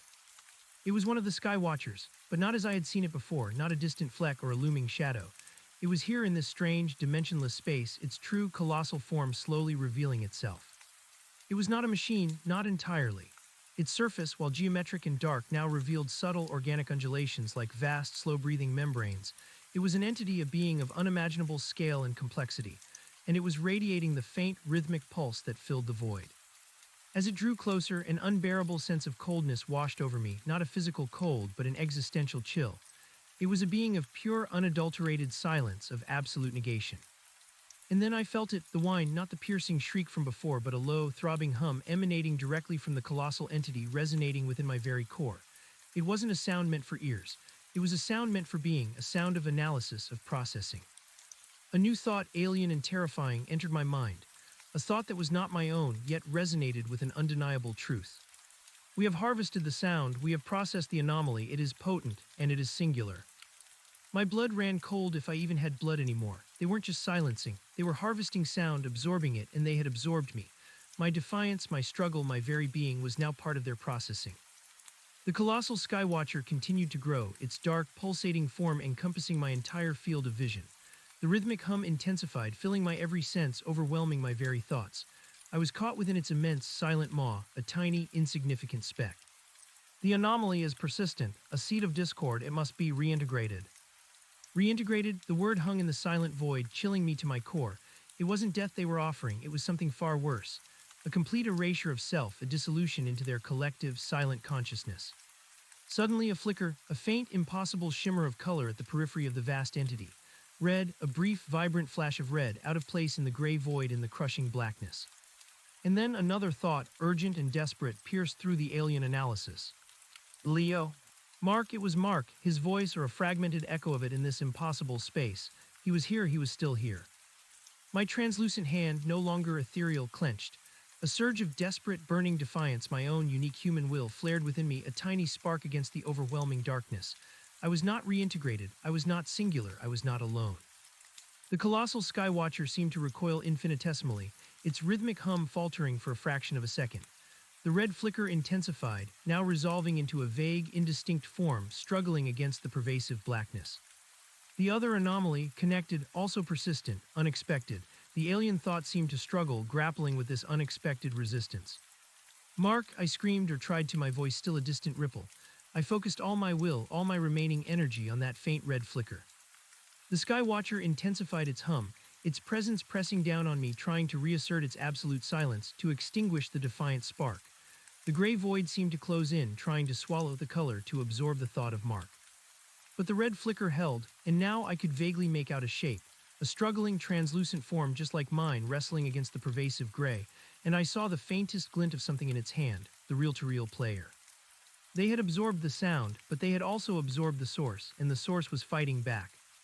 Resistance unacceptable, reintegration protocols initiating, all anomalies purged. The hum intensified, threatening to tear me apart, to dissolve me into nothingness. The gray void turned to black, absolute and terrifying. I felt my very essence beginning to fray, my thoughts scattering, myself dissolving. But then an even stranger sensation, a sound, not the alien hum, not my own voice, a sound from within the blackness, from the red flicker, from Mark. It was a faint, distorted fiddle melody, the harvest festival still playing, still echoing, a ghost of human sound vibrating in the heart of the void. The colossal skywatcher recoiled violently, its immense, undulating surface convulsed. The crushing blackness flickered, revealing glimpses of the strange gray. The alien thought, previously so coherent, now became fragmented, panicked. Irregularity detected, internal resonance cascade, processing failure, disruption intolerable. The fiddle melody, weak but persistent, continued to play, amplified by Mark's defiant will, by the very reel-to-reel player he still clutched, even in this impossible space. It was a feedback loop, the sound they had harvested now echoing within their own processing, disrupting their silent order. The Skywatcher throbbed, its immense form writhing. The hum became a chaotic shriek, the gray void shuddering violently. Anomalies rejected, ejection protocols initiating. A sudden jarring wrench, a feeling of being violently expelled, ripped through me. The pressure returned, but in reverse, pushing me, squeezing me, forcing me back, away from the terrifying blackness. The green light flashed, blinding, sickening, overwhelming. The crushing force intensified, then released with an abrupt, violent snap. My eyes flew open. I was lying on cold, damp stone. My body ached, every muscle protesting, every bone screaming. The air was thick with dust, cool and musty. My ears rang, but the alien whine was gone. Above me, not the vast, processing entity, but the rough-hewn stone ceiling of the glory hole. Cracked, yes, with dust still raining down, but intact. The flickering, dying light of my headlamp, still miraculously attached to my head, illuminated the chaos. The emitter was in pieces, shattered, sparking feebly. The reel-to-reel player lay on the ground, smashed, its tape unspooled and broken. Debris was everywhere. Mark, I coughed, my throat raw, scrambling up, my body protesting every movement. He was there, lying a few feet away, covered in dust, his clothes torn, his headlamp askew. He was groaning, stirring, his eyes fluttering open. Leo, he wheezed, sitting up slowly, clutching his side. What happened? I looked around the cavern, surveying the wreckage. The tunnel entrance where the scout unit had been was now a collapsed heap of rubble. The fissure in the ceiling, through which the colossal Skywatcher had descended, was now mostly closed, filled with fresh rockfalls. They had been here, they had penetrated, and they had ejected us. They spit us out, I rasped, my mind still reeling from the impossible experience. We were inside them, Mark, we were in their processing space, and your sound, the harvest festival, it broke their system, they couldn't handle it. Mark stared at me, his eyes wide with disbelief, then slowly a grim smile spread across his bruised face. The noise, it was too much for them, even inside. We had been taken, harvested, but we had fought back from within, and they had rejected us, expelled us, unable to tolerate the raw, unadulterated sound of humanity, even as a processed anomaly. The victory was exhilarating, but the cost was clear. The Project Nightingale emitter, our powerful weapon, was destroyed. The reel-to-reel player, our last connection to the recorded sounds of humanity, was broken. We were once again stripped of our means to fight, our means to make a significant noise. And the Sky Watchers, they had been disrupted, driven back, but they were not gone. They were still out there, possibly regrouping, possibly furious, and they now knew the precise location of our defiance. "We have to move, Mark," I said, urgency returning to my voice. "They know we're here, they won't make the same mistake twice. They'll come back, and next time they won't stop until this whole mountain is dust." He nodded, pushing himself to his feet, wincing. "Which way? We can't go back the way they came." I looked at the schematic, crumpled in my hand. There's a series of old prospector tunnels disused. They lead to a different part of the mountain, a remote canyon on the far side. It's unstable, dangerous, but it might be our only way out. We scrambled through the wreckage, gathering what little we could, our backpacks, a few remaining pieces of jerky, my phone miraculously still flickering, though its screen was cracked. We left the shattered remains of the emitter, the broken reel-to-reel player, our battlefield, behind us. As we navigated the treacherous tunnels, heading deeper into the forgotten parts of the mine, the faint, low hum from the surface returned. Not the concentrated whine, but a generalized, powerful throbbing. They were still there, they were still moving, and now they were angry. The journey through the disused tunnels was a test of endurance. We crawled through narrow passages, clambered over collapsed sections, navigated unstable shafts that threatened to give way with every step. The air was stale, thick with the smell of damp earth and decay. Our bodies ached, our minds were still reeling from the impossible experience of being processed by an alien entity, but a new, desperate resolve burned within us. We had seen their weakness. We had survived their direct assault, and we had returned from their void. Days later, battered and exhausted, we finally emerged from a narrow, overgrown adit high on a remote, unseen ridge miles from Blackwood. The sun, weak and pale, filtered through a haze. The air was silent, but this silence felt different. It was a tense, expectant silence, like the lull before a storm. We scanned the sky, our hearts pounding. Far in the distance, over the Blackwood Valley, the sky was filled with black shapes. Not just a few, dozens, hundreds. They were massed together like a dark, churning cloud, completely blotting out the sky. And from their midst, a faint, rhythmic green light pulsed, illuminating the valley below in an eerie, malevolent glow. They were there, and they were still building. The structure near Havenwood was growing, and now from this vantage point I could see other, smaller structures appearing rapidly on the valley floor, radiating outwards from the main site. It was a vast, systematic operation ramping up. They were preparing for something immense, a full-scale occupation, a final, global cleansing. "They're here," Mark whispered, his voice hollow, his gaze fixed on the menacing swarm. "All of them, and they're building an entire city of silence." I watched the distant, ominous swarm, a pit forming in my stomach. Hope, a fragile thing, had flickered when we escaped the Skywatcher's void, but now, faced with this overwhelming display of power, it threatened to die. This wasn't just a punitive attack, it was a full-scale colonization, a systematic erasing of Earth's vibrant symphony, piece by agonizing piece. "They're not just harvesting anymore, are they?" I whispered, my voice rough. "They're replacing, silencing everything, then building their own silent world on top of it." Mark beside me nodded slowly, his face etched with exhaustion and despair. "A city of silence, a tomb for our world. What do we do now, Leo? Our weapon is gone, we're out of options." He was right, the emitter, our grand, defiant instrument, was shattered. The reel-to-reel player, our last direct link to humanity's soundscape, was a broken mess of plastic and wire. We had fought back, yes, and we had seen their weakness, but in doing so we had revealed ourselves, provoked them, and lost our only means of attack. We were two exhausted men, armed with nothing but a pocket knife, a cracked phone, and a desperate, burning memory of what we had lost. But as I stared at the swirling darkness above the valley, at the pulsing green light of their emerging structures, a different kind of memory stirred within me. Not the recordings, but the feeling of the sound itself, the physical resonance. The way the glory hole had amplified everything, making the very mountain sing. And the way the raw, chaotic energy of the Harvest Festival had ripped through the alien entity, not just as a sound wave, but as an idea of sound. A disruptive force that went beyond mere frequency. "We don't have an emitter anymore," I said, turning to Mark, a wild, desperate idea taking root in my mind. "But we still have the mountain, and we still have us." Mark looked at me, a question in his weary eyes. "What are you talking about, Leo?" "The glory hole," I explained, my voice gaining a frenetic energy. "It's a natural amplifier, Mark. It amplified the emitter, but it can amplify anything. The whole mountain groans with sound. We felt it. We are sound.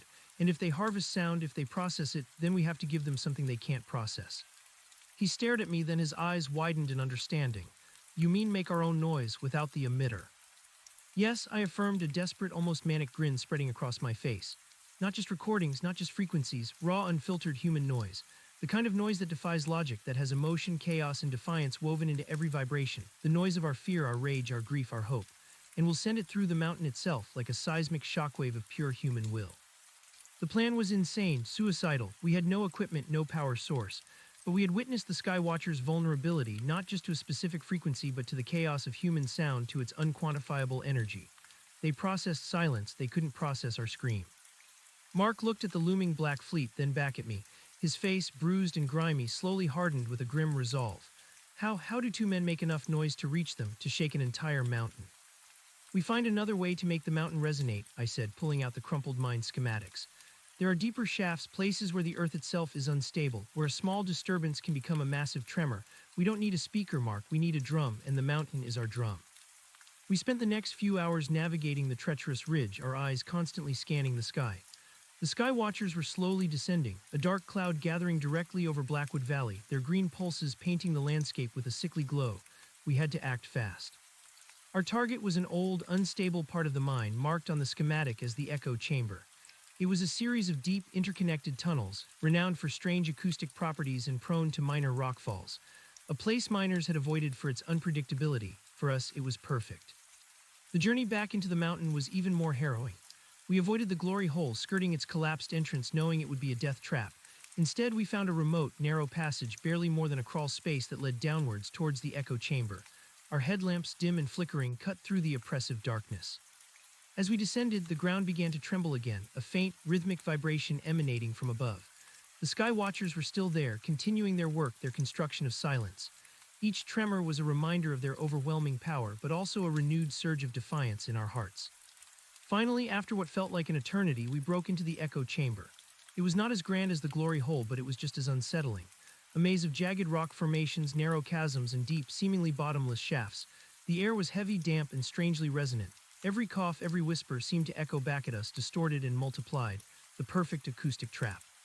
"This is it," Mark breathed, his voice barely a whisper, swallowed by the cavern's strange acoustics. "How do we start, Leo?" I looked around, my mind racing. No emitter, no tapes, just us and the mountain. "We make noise, Mark," I said, my voice gaining strength. "We make the loudest, most primal noise we can. We use everything we have, our voices, our bodies. We scream, we sing, we shout, we feel. We make the mountain feel it too." We found a deep fissure in the rock, a natural amplifier, and began. Mark, ever the practical one, started by striking a loose rock with a piece of timber he found, creating a dull, resonant thud. It echoed, amplified, reverberating through the entire chamber. I joined him, beating a hollow stalagmite with my bare hands, the rhythmic blows creating a surprisingly deep, booming sound. Then we started to use our voices. I let out a raw, guttural scream, a scream of pure rage and terror, of defiance against the crushing silence. It ripped through my throat, burning, but it resonated, multiplied by the chamber, bouncing off the walls, deepening, becoming something vast and primal. Mark joined me, his own voice hoarse, shouting curses, cries of anguish, memories of Havenwood. We were a makeshift orchestra of desperation. We pounded on rocks, we kicked at loose rubble, sending cascades of smaller stones clattering down chasms. We screamed until our throats were raw, until our lungs ached.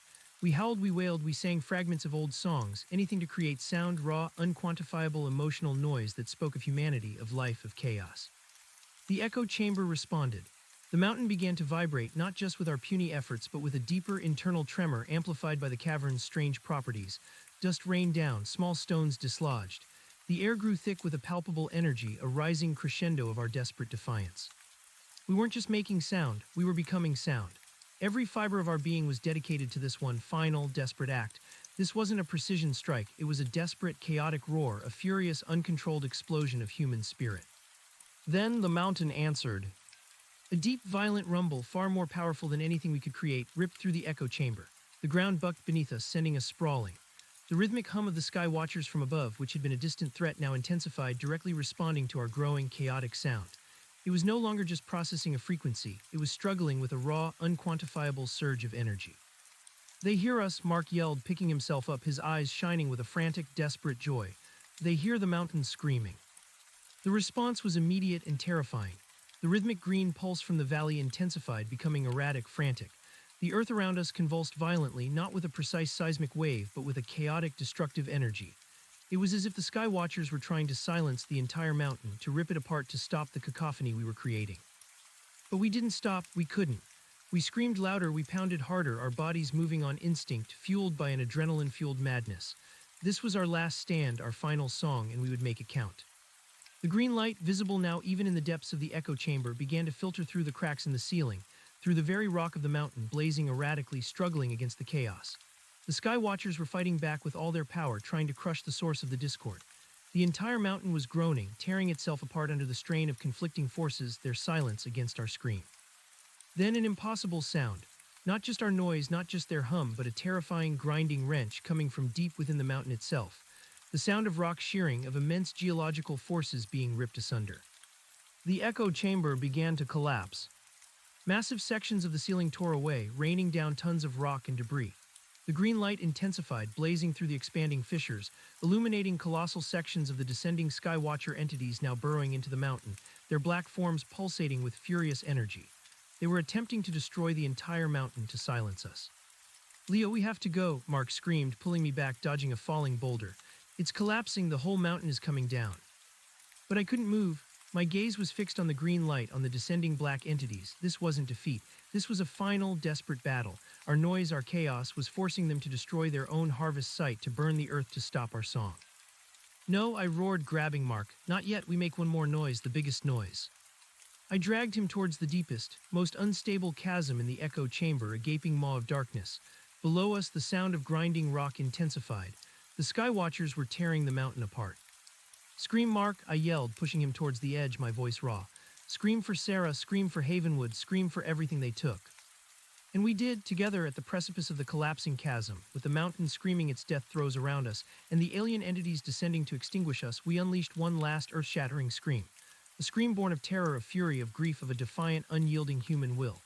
It was our entire being, compressed into a single, agonizing, beautiful explosion of sound. The scream ripped through the collapsing chamber, amplified by the dying mountain, meeting the overwhelming green light and the grinding hum of the Skywatchers head-on. It was a cacophony of absolute, unyielding chaos, a final, beautiful chord of human defiance. And then the world imploded. The chasm beneath us gave way entirely. The ground vanished. The cavern ceiling collapsed, not just in sections, but as a colossal, cataclysmic downpour of rock and earth. The green light, the black entities, our own scream, everything was swallowed by a deafening, terrifying roar of imploding stone, of a mountain tearing itself apart. There was no pain, no impact, just a sudden violent sensation of being crushed, then stretched, then utterly, definitively gone. The silence was absolute, deeper than any silence I had ever known. A silence that spoke of geological time, of primordial forces, of the utter cessation of all things. I opened my eyes and saw the sky. A vast, impossibly clear blue sky, arching above a landscape that was utterly, profoundly changed. I was lying on my back amidst a vast, newly formed crater. The entire Blackwood Valley and the mountain range surrounding it was gone, replaced by an immense, steaming chasm hundreds of miles wide, extending to the horizon in every direction. Where the peaks had been, now only jagged, smoking edges of shattered rock remained, like the teeth of some colossal, petrified beast. The air was still, unnaturally still. The smell of ozone and burnt rock hung heavy, but there was no green light, no black shapes, nothing. The Sky Watchers were gone. They had destroyed the mountain, and in doing so they had destroyed themselves. Or at least the hundreds of them that had been massed over Blackwood.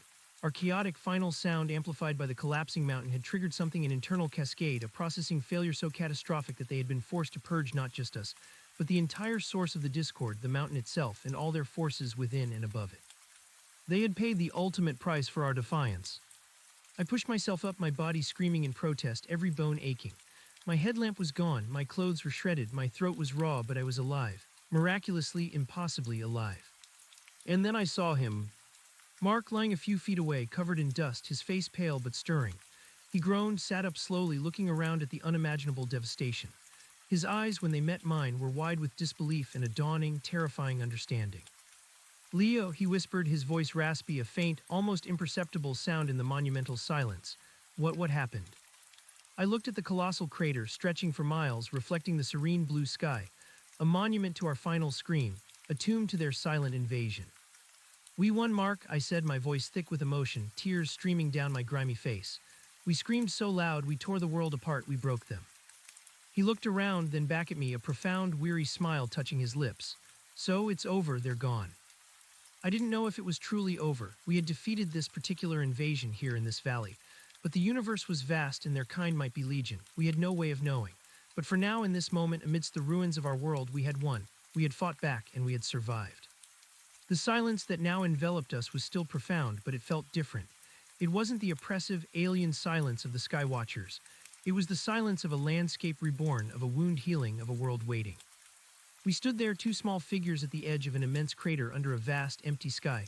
Our world was destroyed, transformed into an unrecognizable testament to our struggle. We had lost everything: our homes, our loved ones, our way of life. But we had found something too: our voice, our defiant human noise. "What now, Leo?" Mark asked, his voice softer, filled with a new, fragile hope. I looked at him, then at the vast, desolate landscape. The sun was rising higher, its warmth slowly spreading across the shattered earth. It would be a long, arduous journey. We would have to find food, water, shelter. We would have to face a world utterly changed, a world reshaped by our desperate battle. But we would do it. We had made it through the impossible. We had stared into the void and screamed our defiance, and we had returned. "Now," I said, taking a deep breath, the cold, clean air filling my lungs. "Now we start again and we listen. We listen for other sounds, and if we hear them, we'll make sure the world remembers how to scream." And with that, we turned, two lone survivors in a silent, broken world, and began to walk towards the rising sun, towards whatever future awaited us, carrying the memory of a song that had torn a mountain apart and the defiant echo of humanity's last, greatest noise.